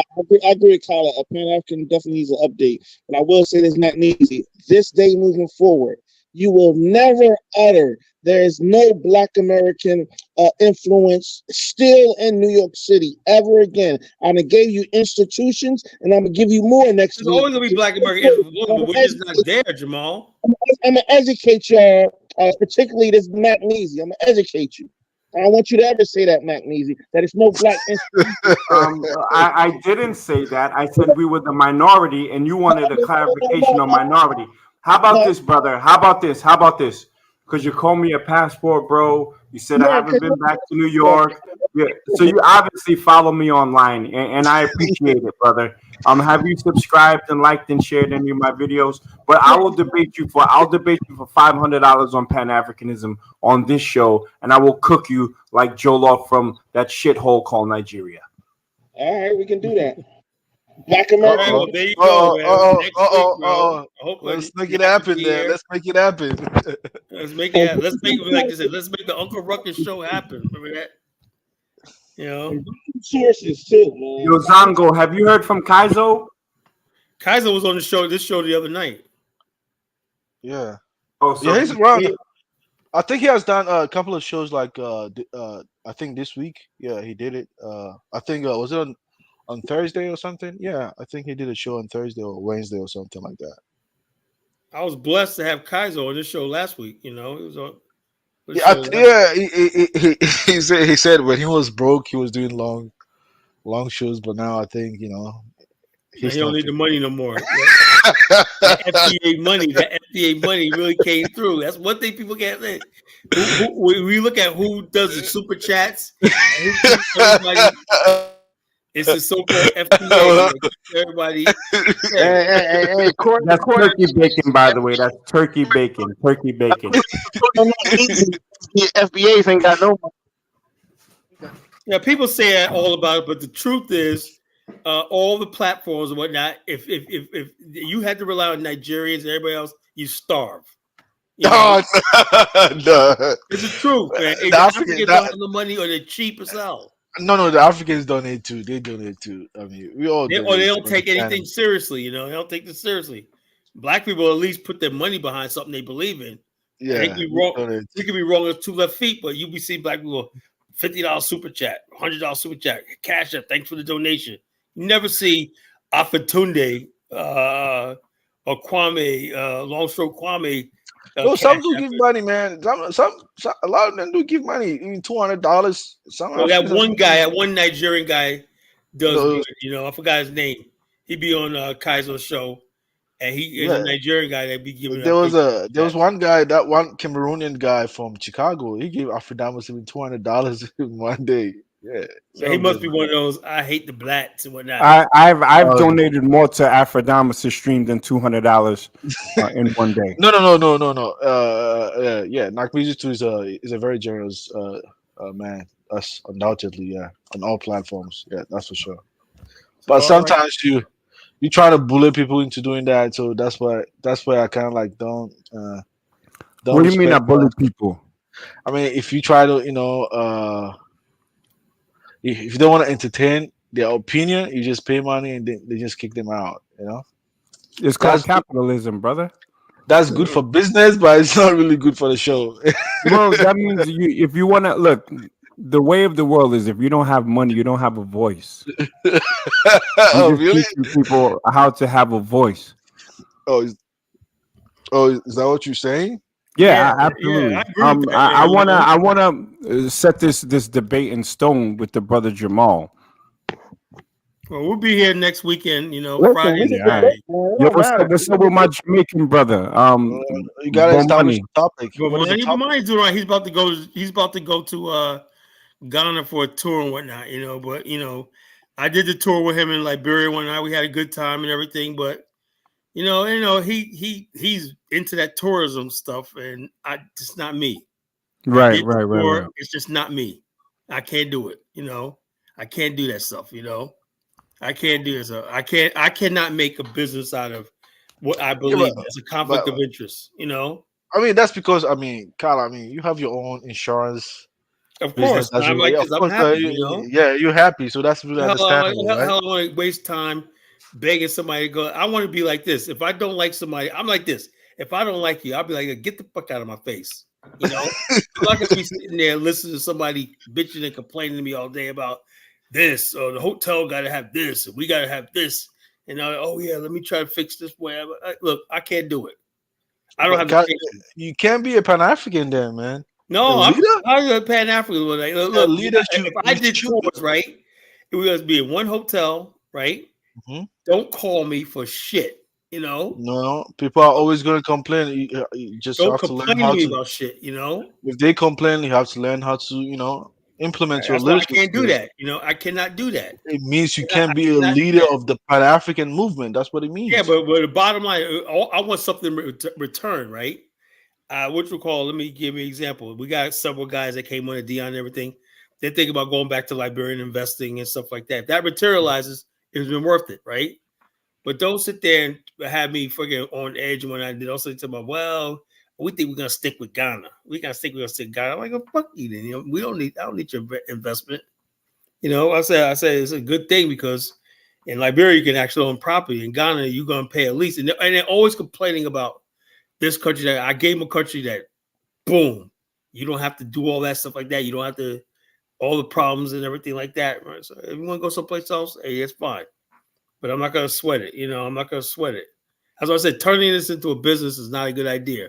I'd rather have people go to the country, tour the sites, tour the stuff like this, have a good time, and then get on a plane and get the hell out of here. Yeah, of course. That's the ideal thing to do. I am not trying to convince somebody to move to Africa. I am not going to do it. I'm not going to do it. No, that's not a good idea because if anything goes Oh, I wrong, made a mistake. I got to do a correction. I talked to Kofi today. He did not get the job. He was just basically saying that online. He called me today. It's like, oh, I said you to the show, but I did not get the job. I'm like, oh shit. You made me say you got the job in Ghana. I said, that's a victory, man. You got a tech job and all this. Mufasa's like, what is he working for? With that? Now like a fucking fool. he didn't get a job. What did he get then? Well, he has wishful thinking. He's wearing a certain tie. He's saying that, oh yeah, he's being optimistic. Oh, okay. He's being positive and optimistic, And I just found out today, Kofi's a trust fund kid, Oh, okay. He's a trust fund kid, so he got money like that. Yeah. So I mean, if his wife is if she's highly connected, I mean, there's a high chance he can get a Yeah, job. the bottom line, you know how it is in Ghana. If anything was worth your merit, you'd be over there right now with a job. But it's like who where there's very few resources, everything. Yeah, that's what I mean. If the wife is connected, right? It's not just only in Ghana; it's everywhere. It's everywhere, but there's Uh, not enough in Africa to go around. Everybody feels if you're Ghanaian, whether you're qualified or not, like I told you yesterday, you feel you're entitled to that job. Yeah, but Carla, that's what I'm saying. It depends on your connection, right? Maybe his wife might know someone that, even me myself as a Ghanaian, I might not have access to that person, so he can get access to that job, and I wouldn't because I don't have that connection on that level, right? Yeah. So that's what I mean. That if the wife is highly connected, there's a high chance he can get a job. Why Yeah. not? A I lot of wish people him do well. work. I wish him It's, well. But I it's was a just lot. so good in my spirit. For 2 days, I was thinking, man, that's good, man. We got a BL member that transitioned to Ghana, and he told me, no, I didn't get the job, bro. I was just wishful thinking that this could happen. I'm like, everything in Africa is like always wishful thinking. I never see anything materialize. I always got people telling me that how they're connected to billions of dollars worth of investment. I got billions of dollars. I got this right here. I got this right here, and nothing ever freaking pans out. Nothing ever pans. I'm getting tired of that. That's why I freaking deleting a lot of people on WhatsApp. Clowns, whatnot. We got this in there. We got Cobra. We got lithium. We got all this over there. I got access to lithium contracts. Blah blah blah blah blah. I'm like, Africa's a shit show, man. To be honest What? with you, Africans, the continent is a shit show.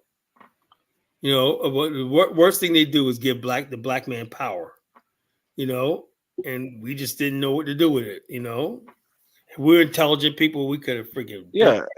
Other. I think that even in the Ghana, the GMPC, the Ghana National Petroleum Company, there's a guy who has an African American guy that works in the management too. He's the head of like GM finance and accounting. He's there, but he's working at a corporate level. I Yeah, mean, there's some people. If you got with a white but coat, he's more like at an institutional level. He has some experience. yeah, but you got every black person who calls themselves Pan African who thinks they're gonna go to Africa and get rich. No connection, no education, no money, no nothing. They think they're gonna get rich. Yeah, but this Yeah, man is he's not an ordinary dude. Like he's well educated. yeah. There's some people. There's some He people know that. he knows how to manage institutions. So he's not. Yeah, his Yeah, name is there's some Cherishing black. Shooter. That's his name. Cherishing Shooter. Yeah, there's some black people that are connected that are making moves over there. But they won't be on platforms like this. They don't. Oh no, no, man. You know what I'm Nah, saying? So these people are man, out of our Colin, man. reach. Yeah, Colin, yeah, no, They're not on they don't, YouTube. I'll tell you yeah, that. they know you too, man. You see anybody on YouTube and whatnot, just write Yeah. them off. And I just like scroll right past. That's me. On YouTube, you ain't full. You full of shit. I don't listen. Nobody on YouTube, man. You're full of shit. I'll listen to your entertainment, but no, do I take you seriously or anything? Hell no. But anyway, brothers, it's been good. It's good. I'll see you guys next week. We're in the live right now. Thanks for coming out. Thanks for supporting the show. Remember to like, share, and subscribe. Tell everybody about the show, and we can grow this. This is our weekend thing, Those of us basically Saturday night. I'm home. I'm at my brother's house. Go swimming in the pool. I'm home by the time I get ready to do the show, so I'll always be here. Friday and Saturday, but definitely on Saturday nights, I'm going to be here every freaking Saturday night. So with that, I'll see you brothers later. All right, man. All right. Colin, really sure. Okay. Have a good night.